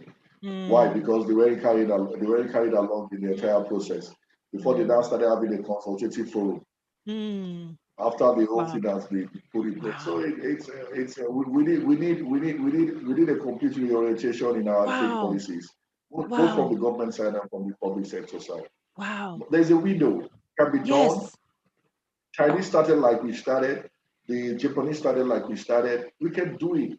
Oh yes, and We can do for it. me, that sense of belief and of I know my people. If we can all between us, in fact, before we started and opened up the line, there were a group of our speakers. I said, between us, these speakers, we can do some incredible things. I'm telling you. Let me give you what I did just 2 weeks ago. Yes. A lady came in from United Kingdom. She said she wanted to buy snails. She had done all the registration, DEFRA registration in the UK. She has gotten the permits and everything. She felt all she needed to do to come to Nigeria is just to come and buy the snails and go. She now got to Nigeria to find out that she needs a certification for the farm, for her to be able to export to EU, to UK or other EU countries. And then the next thing, she got in touch with me. And I asked her, how is the market like? She showed me the orders. I was shaking. That they need as much as this. She said yes, that she needs me to get the certification for her. I called the relevant agency and they gave me the procedure for the certification. I sent it to her. Then I went on my platform. I said, I want all snail farmers in Nigeria, in my group. I want all of you gather in my office so day. Wow. The lady called me for an appointment. When I told her, I said, come. When she came, she saw 16 people waiting. She was shocked. Ready to sell her snails? No, not ready to sell because there's no farm yet. What did I do? And I told her, I'll work with you. I'll support you as long as you can carry these 16 slave farmers into your farm that I will get the certification for. If you don't allow them to come in, I'm not helping you. I won't get certification for you. Today, as of today, they are starting a special purpose vehicle that will incorporate all of them. Then we will start the process of getting that. Now, 16 farmers are to be made exporters by the beginning of next year. That's the way to go. Wow. So if you can build those bridges, break down the walls between us, the MSMEs, the large industries, the multinational. Let's close the walls, and then you see the trade will flow among us, and then we'll be able to impact our nation. Yeah. So I'm looking. You and I can. This conversation is fantastic, but I'm looking at time now. One thing I want to quickly do is open for questions. We have a few more minutes to go.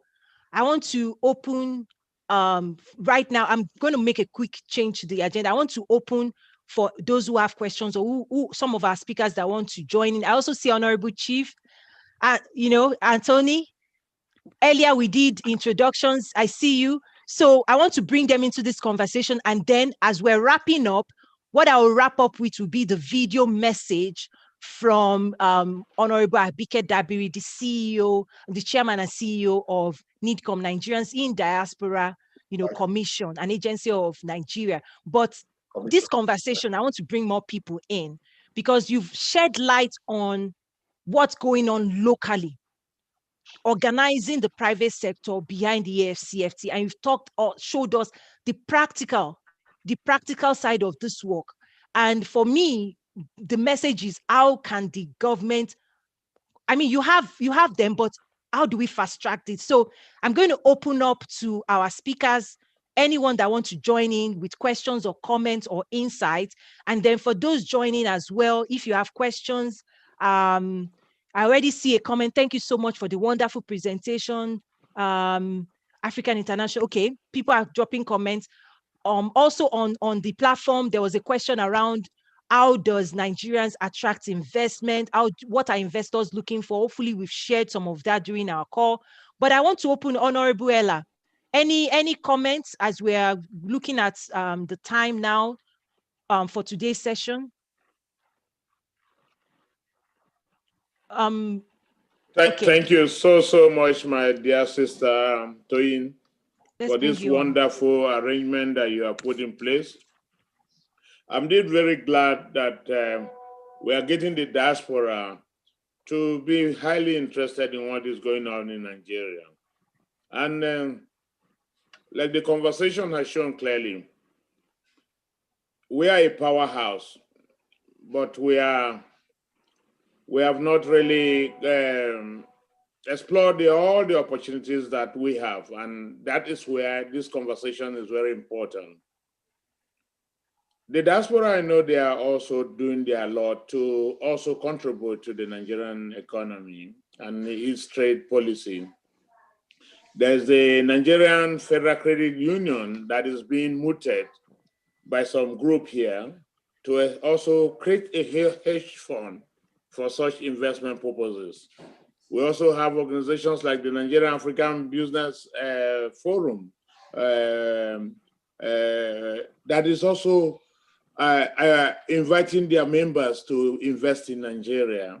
So let's keep the conversation on, and we'll see how we can always give you the necessary support and enabling information to carry on.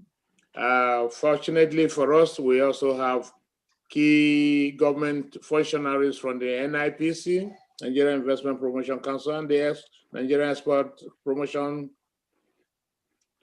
Council, Nigerian Investment Promotion Commission. In this conversation, I will yield the grant to them. They will give us government perspectives and programs that we can follow up. And thank you once more, my dear brother Barrister Awave, for such elucidating information you have provided. Let's keep the conversation on. Let's engage ourselves. And we hope that with constant reminder, we will certainly do the right thing at the right time. Thank you so much for giving the floor to me. Oh, thank you, sir. And the Honorable Chief, Anthony, please jump in. Well, I'm looking forward to your tomorrow, you know, your words you'll be sharing with us. Do you just, please, let me spotlight you, come into the conversation. What's your reaction? Thank you. Thank you, Toyin. It's been, I have notes. I have lots of notes here. It's been very interesting. I'm honored, Barrister, where I'm one of those that have followed the progress of the things your team and yourself have been doing. I'm a student, or should I say I'm a graduate of, I graduated from the Aberdeen Business School. I studied international trade. I remember when I went to Robert Gordon University, we were 10 Nigerians, and we were about 1,600 in class, and out of that 1,600, we had 1,480 students from China studying international trade, all sponsored by their governments. Wow. You know, and they all came prepared. You know, they came to study international trade in that, because you had the MSc arm and you had the LLB arm of international trade. It was interesting, you know, to see all of them. They came as a family, like I said, sponsored by their government. And already they knew where they were going to end up in China, back in their country. You know, they knew they were going to end up in either trade and export, automobile. They just knew where they were going to. So they had come to do their masters and go back. While some of us Nigerians, we have come to do our masters and we're hoping that we're going to leverage on the Scottish policy that said you could remain in Scotland 1 year after study. You know, we're not going to go back home, you know. Others came, you know. So the truth is, I've learned a lot, and the potential for exports, especially in this country, is huge.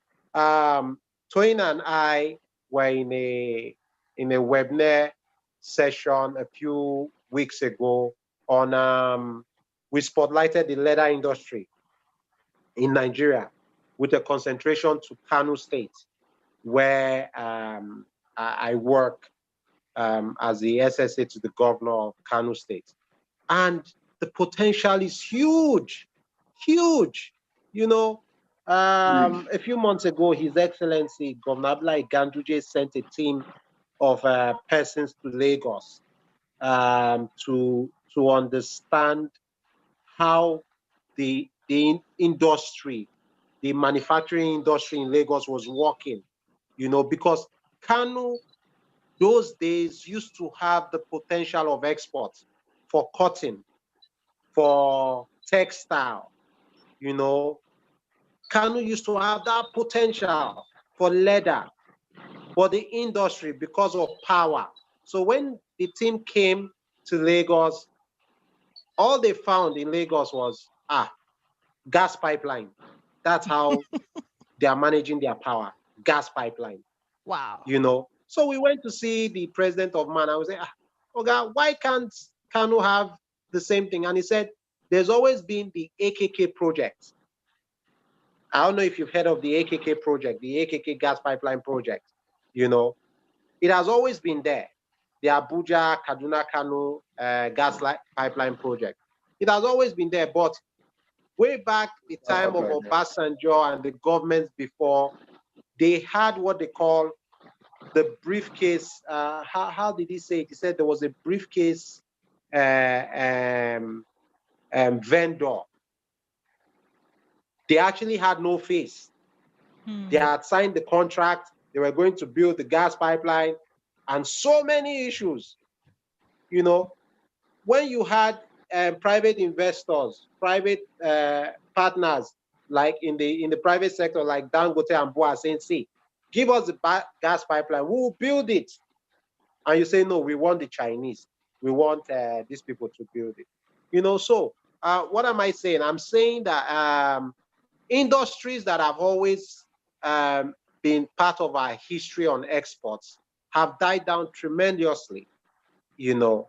For a state which I represents here in Lagos, we're trying to build that back.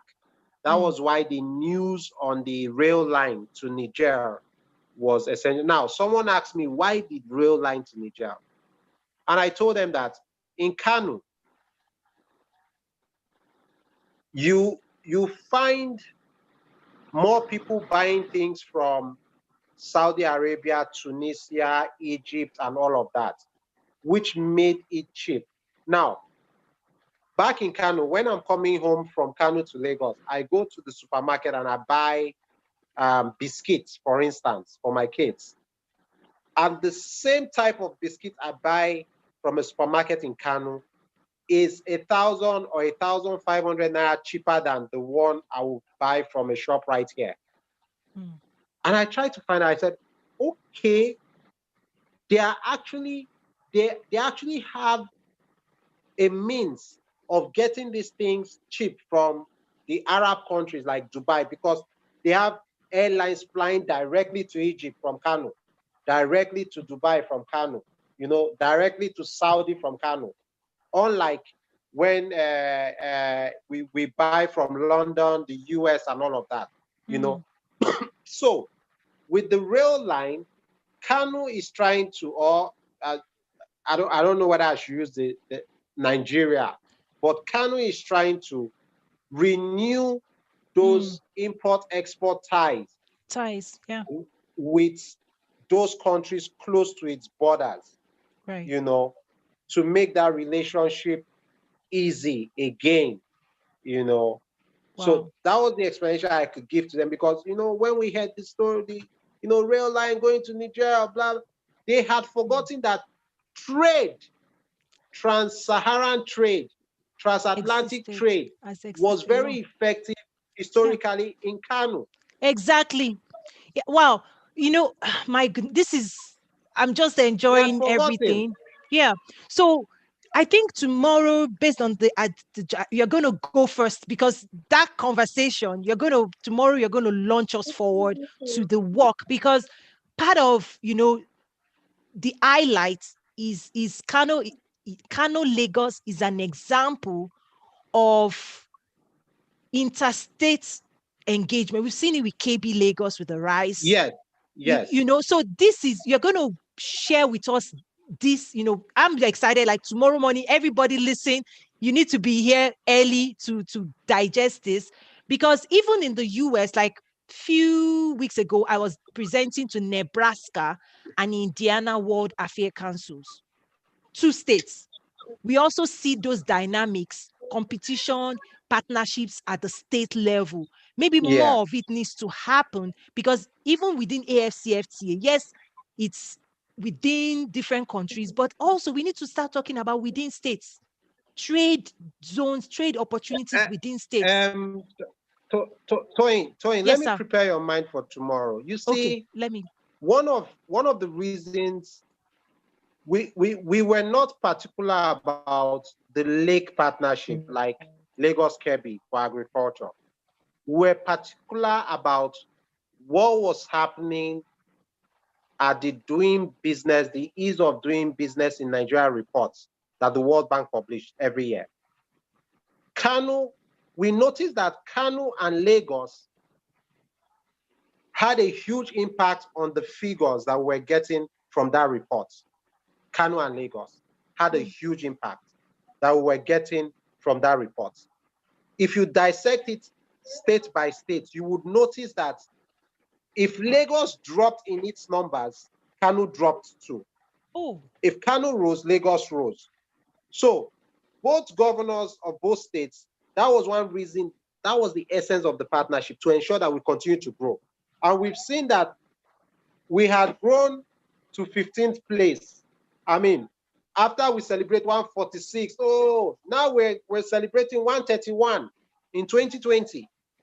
You know, it's amazing creating state partnerships.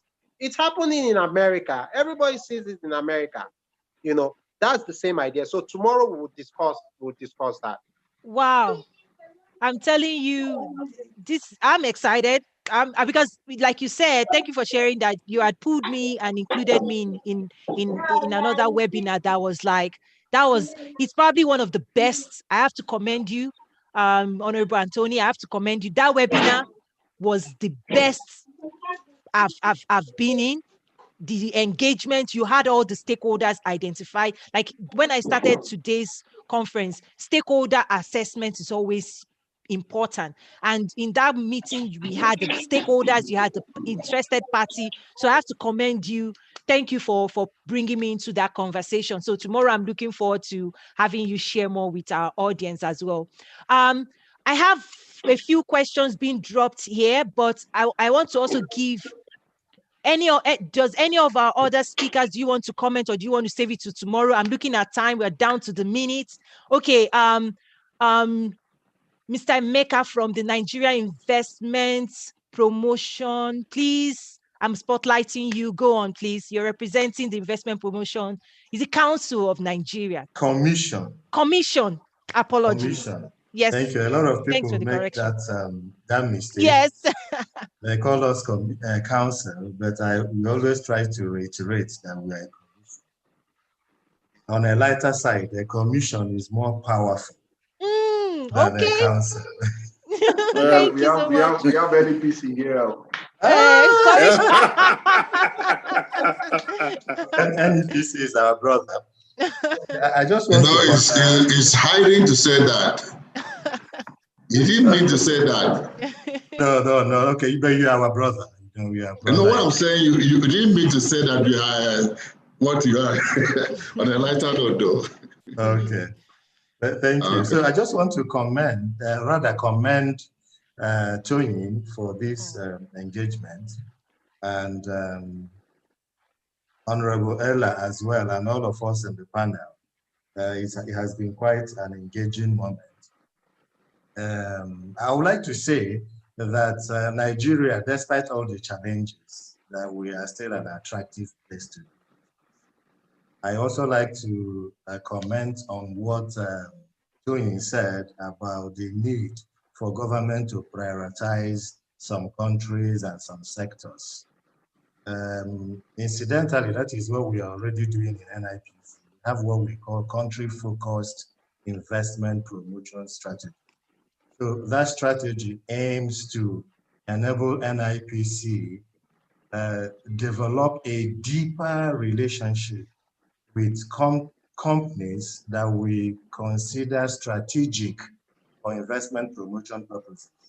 Now, we are not saying that we are going to focus, we are going to deal with only those countries. We just want to build a deeper relationship with them based on some factors that came up in our deep dive analysis. In terms of, I think somebody asked a question about how Nigeria attracts investors. So I will just summarize briefly by trying to respond that Nigeria NIPC is presently promoting what we call the RIPS philosophy. It does not contrast with what Toyin said about investors focusing on only return on investment profits, and not that we should not see them as a development agency. I agree with you 800%. But we have what we call a RIPS philosophy, RIPS. That philosophy simply says that, well, we will accept all investments, but if we are going to spend government resources to attract investments into Nigeria, we should focus on investments that are responsible, investments that are inclusive, investments that are balanced, and then investments that are sustainable.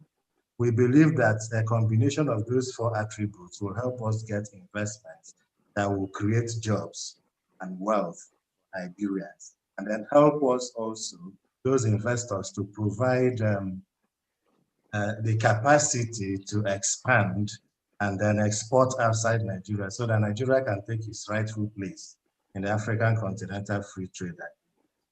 So that is what we look at. I am also excited about what, I don't know, Toyin, whether you are the one that said it or Olaawe, about the need to, the sweep. You mentioned the sweep.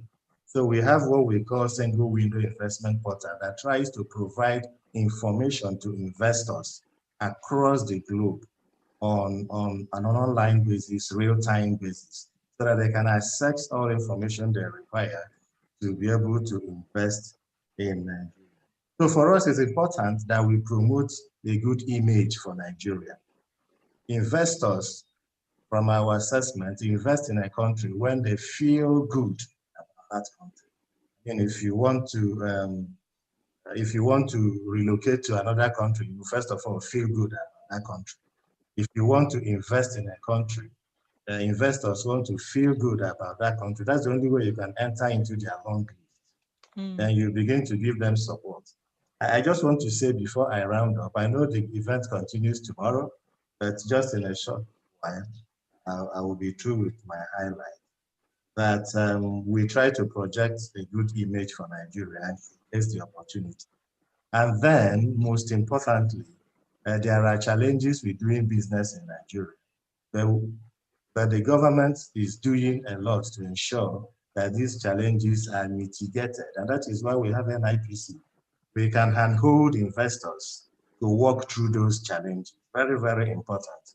And that is why we say, if you are thinking of doing business in Nigeria, of investing in Nigeria, you should talk to NIPC. The NIPC is unique in government. I know NEPC is also unique. But NIPC see there's competition. I didn't know what I stumbled into. We are going to handhold you to ensure that invest in Nigeria. I'm sure. Happy.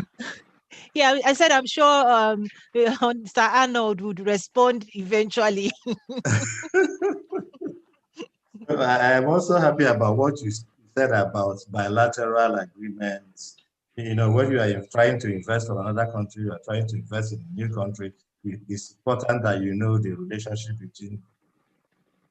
The NIPC has developed a balanced investment that even UNCTAD and the rest of the world are beginning to adopt and support investing in Nigeria. So I want to thank you for that. I think we'll continue tomorrow. Yes, thank you so much. I really appreciate that.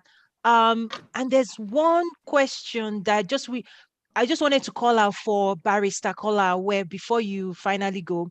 It's from Lekon. The person said his first name, and I think it's Lekon Salam because there's someone on that platform. So he's a diaspora. He said, thank you. The question is for Barrister Kola. He says, I do have an off-taker for plantain flour, similar to snail. Can I have cooperative plantain farmers? We are ready to domicile, I think, the processing plants in Nigeria. So, Barrister Kola, it seems you now have customers. What you described, you did for the snail farmer. They're like, please, can we do the same? Because that's a winning recipe, but I'll let you respond. Okay, basically, we at Nasima Export Group, that's one of our high points, to be able to support either local business people or diaspora, and to be able to have access to their raw materials. Leko, I'll be willing to support you. There's no doubt about that. And I want you to know that we're not doing it only in snail. Toyin, we agree with me that we started one on textile too. Yes, recently. We would. Yes, and these are the reasons. We notice also that. Go on, please. Go on. Yeah, we're doing something on textile on a private basis. That's the way I believe. We're not involving government. There's no government involvement in all these things. At the stage the government will come, we'll be at the success stage, and then they know that we know what we're doing, and we've been able to achieve the progress that we need to achieve. So we'll be able to support you. We have a lot of members who are farmers and who can also support you in providing the raw materials that you need. That won't be much of a problem at all. And then we can guarantee you the fact that you have the courage and the boldness to want to come to Nigeria, we can guarantee a level of safety in terms of your investment. Fantastic. That will be outcomes of this engagement. I want to see results. So a couple of thank yous to Barrister Kola as well. Okoli said, thank you, Barrister Kola, aware for the insights shared on snail. SMEs are ready to work with you, sir. Judith Odegwa Idel, I apologize. It said, thank you, Barrister Aware, for your wonderful deliberation. I suggest we have a private sector stakeholders dialogue forum so that members can contribute to the success of AfCFTA. So I want to thank you, Barrister Kola. You're still going to, if you're able to join us tomorrow, we still want your insight. But do you have any parting words? I apologize, we're running over, but I'm going to end. When we round up, I want to end with the message from Honorable Abike Dabiri to the diaspora, which it's a message we already put out there, and we want to get it out there. Because for me, when I engage in the diaspora, I'm like, we need to plug in, we need to offer more support to what's going on back home, because this type of conversation that I get pulled into is not visible to majority of Nigerians in diaspora. They are still unfortunately subscribed to the negative narrative, which I understand, but home is home. Home is home. So that's one of the things I'm happy to do. So Barrister I'll yield the floor to you. Or if we don't have anybody, I want to use the floor, your parting words for your wonderful presentation today. And then we'll play the video, and then we'll be back tomorrow because of time. All right, Toyin, thanks. Firstly, let me just thank you for this opportunity. And then secondly, I appeal to all the government agencies there, including the High Commission in UK, that the interest of Nigerian private sector is key. And particularly the interest of the MSME is vital. That in anything they do, they should realize that the MSME are the engine room of the Nigerian economy. And in formulating their policies and programs and trade fairs and exhibition, this set of people should be taken into consideration. And then also in respect, I want to make an addition to AfCFTA. My one small challenge, we need to break down every other economic group blocks. When we commence this, all ECOWAS should go, SADC should go, EAC should go, COMESA should go. Otherwise, we have a situation whereby some economic blocks are prospering within themselves, and other economic blocks are not taking advantage of it. Thank you. Oh, wow. Thank you so much again. And another comment came in for you. It says, from Judy, says, Barrister Aware, my organization, which is Africa International Trade Women Network, is open to collaborating with you to investment and partnerships to grow the African region in Nigeria. So that's also extended. So for me, I will be looking for outcomes. So if anything becomes of this, engagement, please, we would love to put that in our reports. We again. I suggest they bring the engagement. Let them channel the engagement through you. Through me, yes. So we'll try and mobilize engagement so that you can see. So that we get. And please, with the NEPC on the platform, I thought that we would just give them a few minutes to. Yes.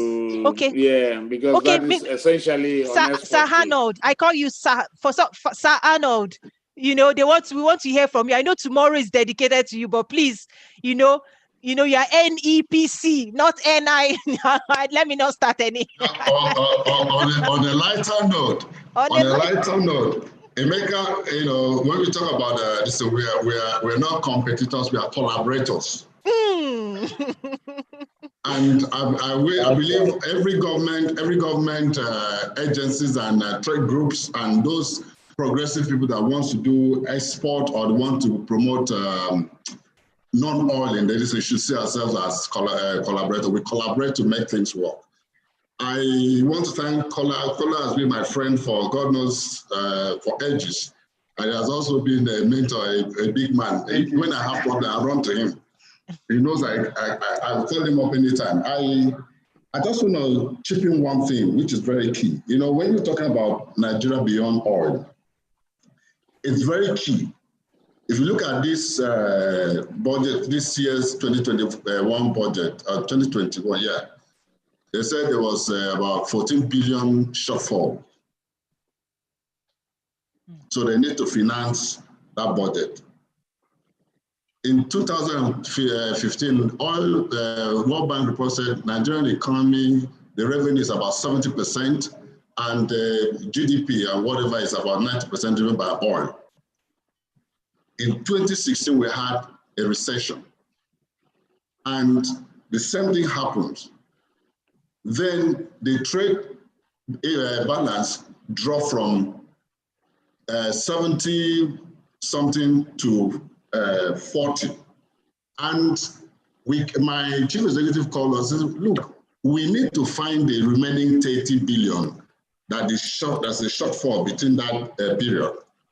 So that was what led to what we call the zero oil plan. Let's even behave as if we don't have oil. When there was no oil, prior to the advent of oil, how did Nigeria behave? How did we survive? So that led us to what we call the Zero Oil Plan Initiative, which is like a flagship, the hallmark of the NEPC export promotion activities. And under that one zero oil, we also looked at what we call to drive the zero oil plan, we need every state of the federation is blessed with one product or the other. And we now look at what we call one state, one product initiative to drive the zero oil plan. And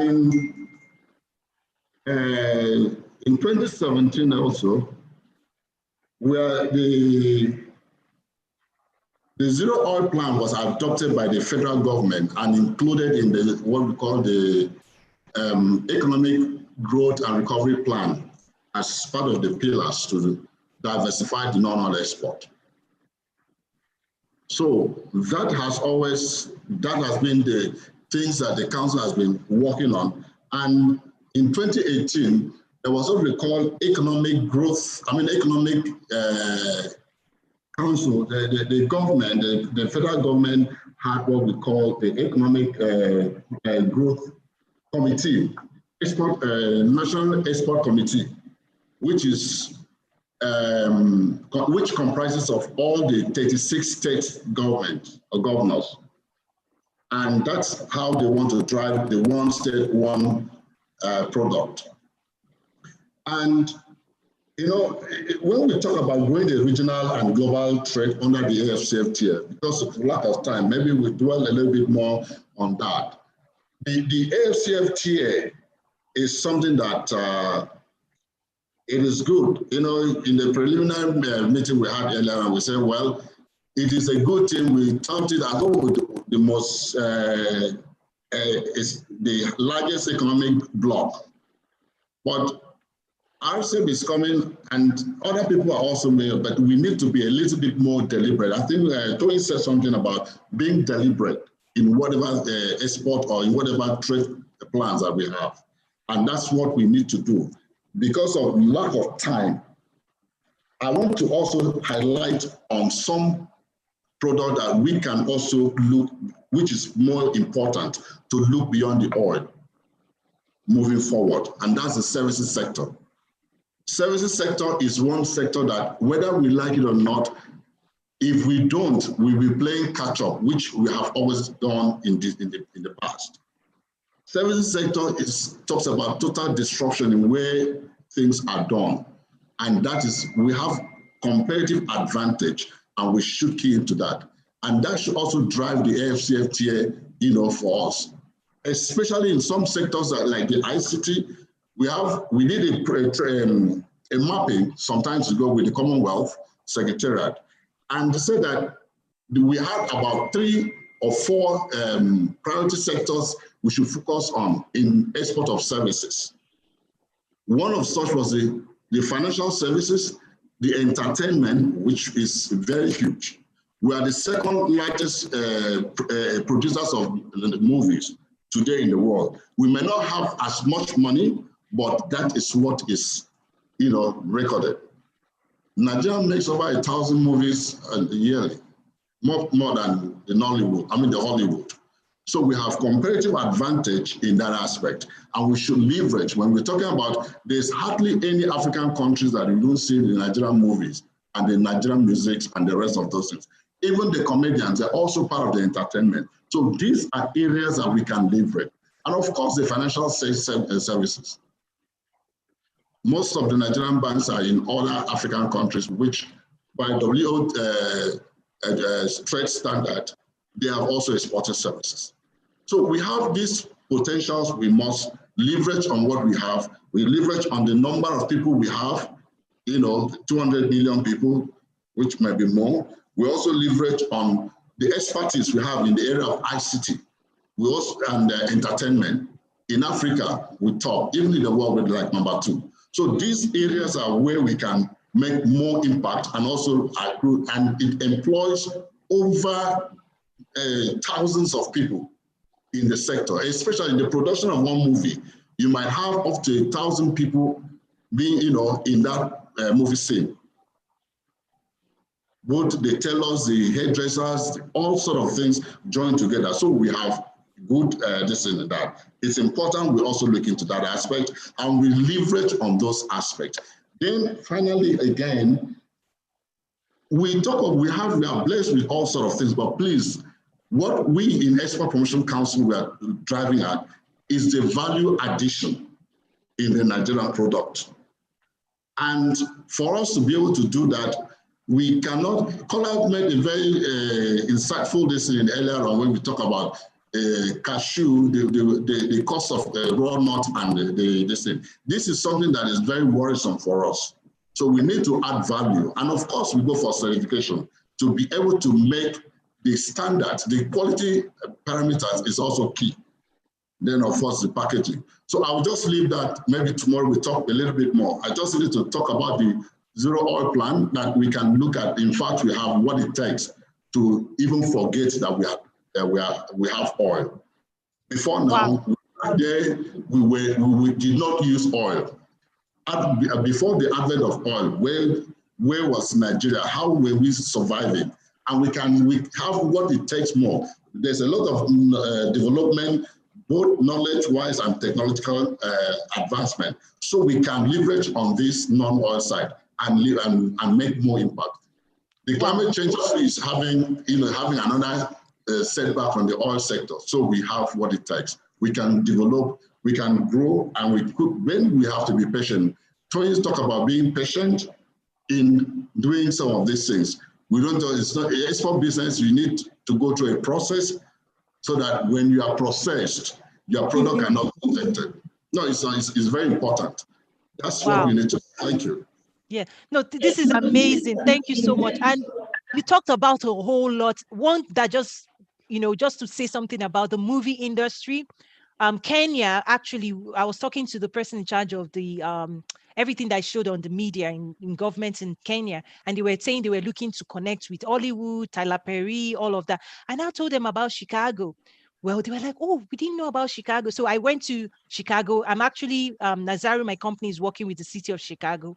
Next March, we'll be hosting Chicago Africa engagement, because they're also trying to look at city. How can the third largest city in America, what are the trade sector specific opportunities? And one of the things the city of Chicago told me, because this is the city that made Oprah, that made President Obama, they said that being the third largest city, their media, they're looking for opportunities. People could come and shoot movies here, or then shoot like dual production, and that their costs, the Chicago cost is actually lower than if you were to shoot in partnership with Hollywood. So those are some of the things we are actually doing here. But again, tomorrow as we wrap up, maybe I'll share a little bit of that. So potentially we could open a channel between Nigeria movie industry and Chicago, where we could shoot some movies here in Chicago. There are some grants and sponsorship and things that the city, depending on how we pitch it to the city of Chicago in terms of promoting Chicago in Nigerian movies to millions of Nigerians around the world, they would love that. So those are some of the practical things for me that I want to see as outcomes. So movie industry, let's do something in terms of trade and investment in that. That would be fantastic. The scenery and the shooting, we could shoot something. So I've been working around with those people for a while, so I understand this.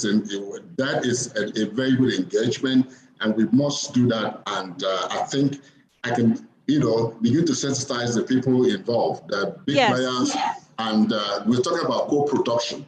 Co-production. Yes, that's what it is, and it's important. I remember 2 years ago, the vice president, when we went to Hollywood for this thing, I was that meeting, and they also talk about co-production. Having some Nigerian go to Hollywood to act, and some of them, just like that, to improve on their distance. So these are areas of collaboration. These are areas in which we have what it takes. The president of Kenya some years ago was asking them, when we had a program, he said, can Nigerian Nollywood, can they come and help us? He said that straight away, and I look at the president as at that time the president of Actors Guild that was there. I said, this is an opportunity to leverage. Now, if you do that, it will be a lot easier. You're already getting an invitation, an open invitation by the president, so you can leverage. But see, these are things that we need to engage further. Wow. Thank you so much. I have to thank everybody. I know we went over right there.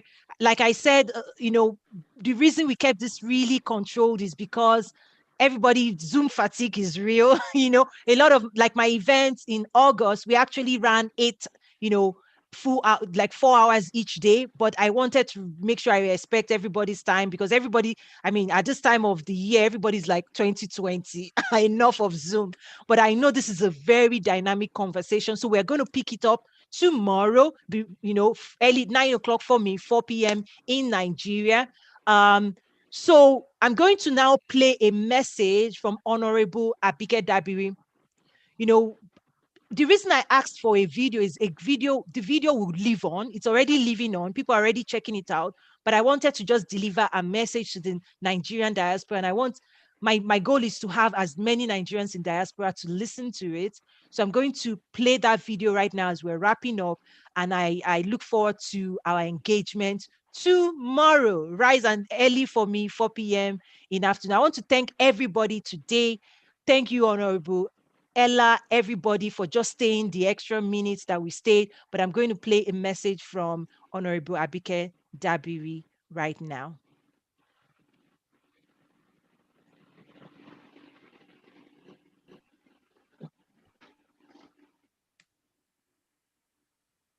My name is Abike Dabiri, Chairman, Nigerians in Diaspora Commission.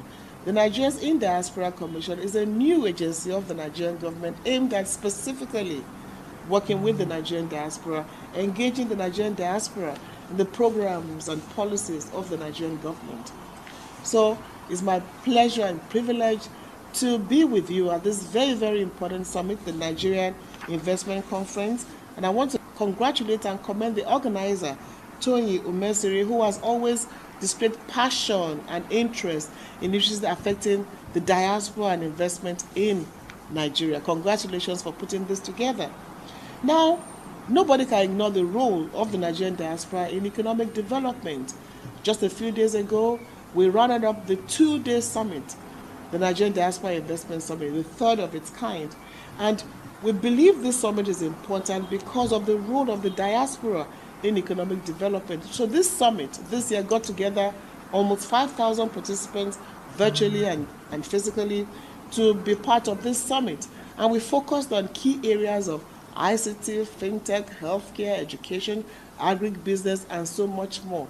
And guess what? It was highly successful, with a lot of Nigerians in the diaspora trying to see what they can do, investing, and also looking for where to invest in.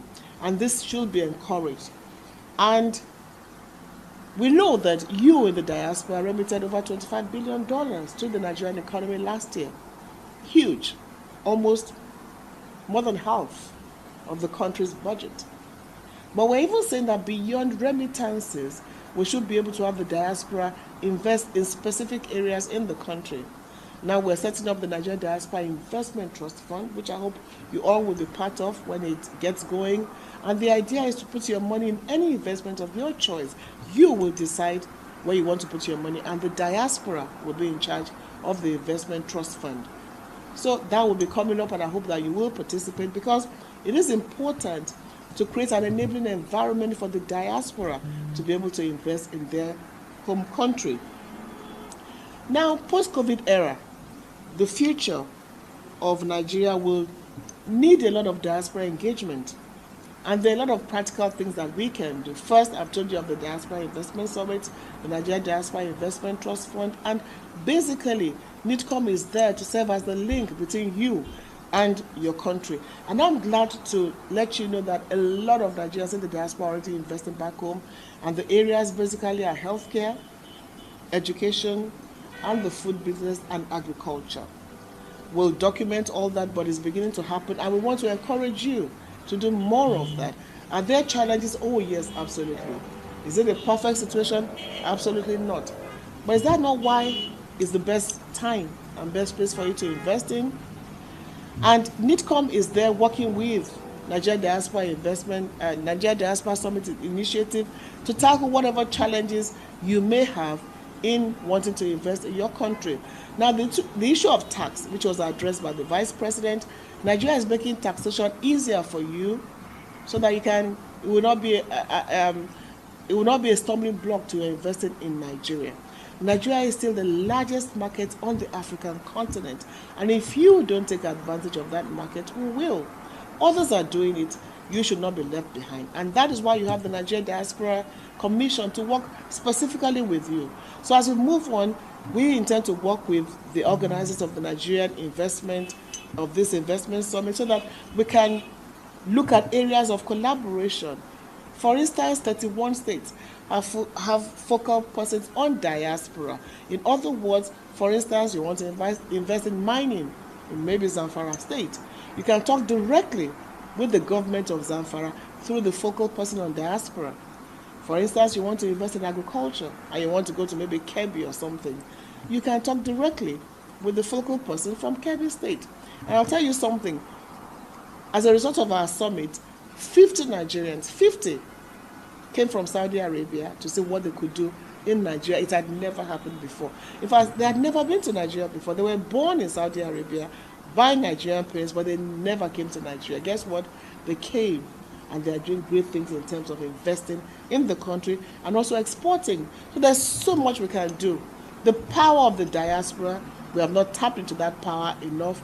No more excuses. Now is the time to tap into the power of the diaspora. It's a symbiotic relationship. Nigeria needs you, and you need Nigeria too. So let's work together to invest in our economy. Let's work together to build this beautiful country called Nigeria. Why should we have the best doctors in the world, and Nigerians are scrambling everywhere in the world for Medicare? Why should we have the best professors everywhere in the world and see the state of our education?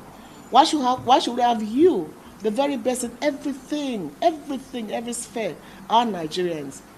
And we cannot say you are part of the progress of your country. We have to do it, and we are going to do it. And you know what? I'm so proud to be a Nigerian. I'm so proud of the Nigerian diaspora, because everywhere we go to, Nigerians are being celebrated all the time. Just this week alone, in Nigeria was inducted into NASA, Dr. Okoje, just this week alone. In Nigeria won 2 Guinness World Records in sports. Just this week alone, 8 Nigerians at the same time got inducted into got drafted into the NBA. And we have, Nigerians excelling everywhere. This has to tap into the progress and development of the country. And that is why I'm sure, Toyin, you're putting this together. Let's work together to build this country. Let's work together to have you invest in your own country, Nigeria. And I tell you, you will not regret it. Whatever bottlenecks, whatever challenges, now you have a diaspora commission set up strongly for you. So as we go on with this summit, I wish you all the very best. We look forward to the outcome of the summit. We look forward to partnering with you. We look forward to working with you. And we look forward to your investments in Nigeria. And I tell you, you cannot regret it. If foreigners are doing it, if the Chinese, the Indians, the British, the Americans, different people are investing in your own country, you, the Nigerian diaspora, should not be left behind. I look forward to working with you. I look forward to receiving with you. And I look forward to your enormous investments that will be impactful both to you and to the Nigerian economy. Thank you very much for this opportunity. Thank you for listening, and I wish you a very successful summit. Congratulations, and God bless you all. Thank you again, and I look forward to seeing you bright and early for me tomorrow morning. So I'm going to play music just to give people time to exit, and then I'll see you tomorrow. We'll close this out. God bless and bye.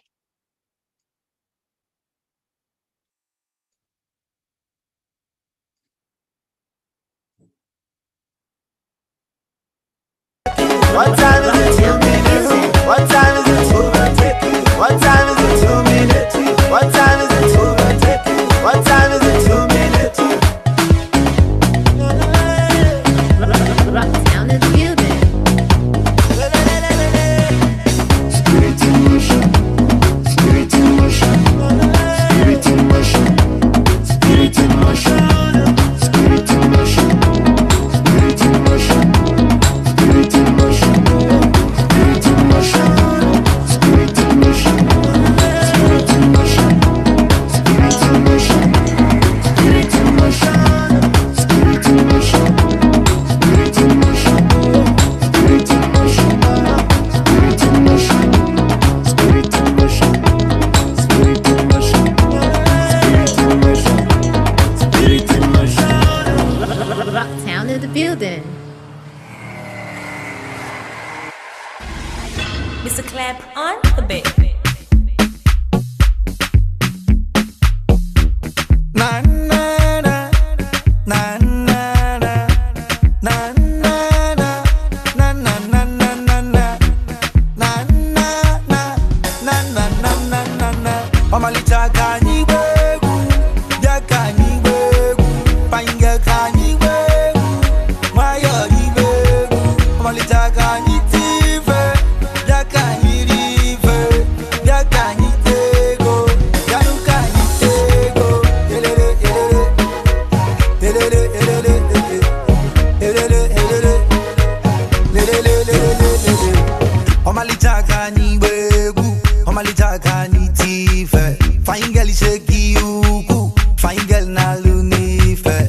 Stakobu ego no nelego.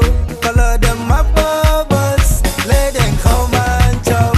Color them the babies, share them fit to chop. Share you fit to chop, but you fit to chop. Tobajam, tobajam, tobajam, tobajam, tobajam. Elulu manomi. Tobajam, tobajam, tobajam, tobajam, tobajam. Elulu manomi. Omalicha kanyi wegu, ya kanyi wegu, fine kanyi wegu, mayo wegu. Omalicha kanyi tive, ya kanyi rive, ya kanyi tego, ya nu kanyi tego.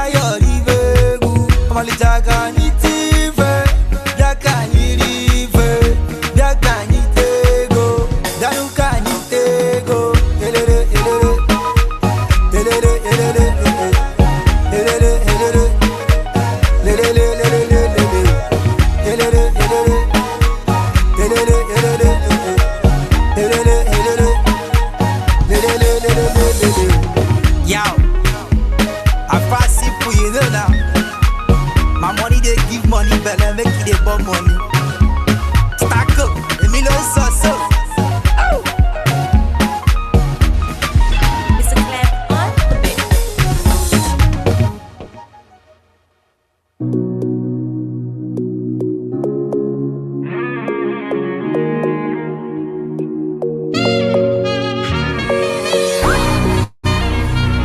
Yeah. All I get a break at the baby. You and I. Girl, now you the ginger. If you know how you the cause you drop. Shit, you know go one person. Love the way you the dance, girl. I am we made you. Why they call love fire? Mommy, be cool. Let's hop in my Maserati. Baby, hop in my Maserati. I said hop in my Maserati. Hop in my Maserati. Girl, I wanna see you go down. Yeah, say me I love the way you bend body. Hop in my Maserati. Baby, hop in my Maserati. And I just wanna see you right. Somebody needs somebody. My body, your body.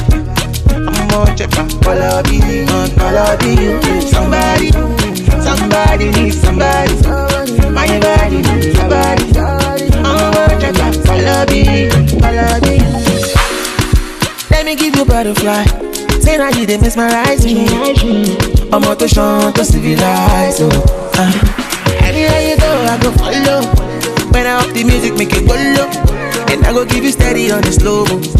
Baby, don't dull, make a ginger. Shawty, I know you like to party. I'm out to jump on me.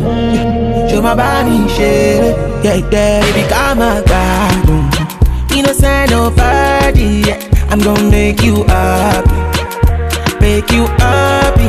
Up in my Maserati. Baby, up in my Maserati. I say up in my Maserati. Up in my Maserati. Girl, I wanna see you go down. Yeah, say me I love the way you bend body. Up in my Maserati. Baby, up in my Maserati. And I just wanna see you right. Somebody needs somebody. My body, your body. I'm more check out. Follow me, you. Somebody needs somebody. My body, your body. I'm more check out. Follow me. Up in my Maserati. Big love in my Maserati. I say up in my Maserati. Up in my Maserati. Girl, I wanna see you go down. Yeah, say me I love the way you bend body. Up in my Maserati. Make love in my Maserati. And I just wanna see you right.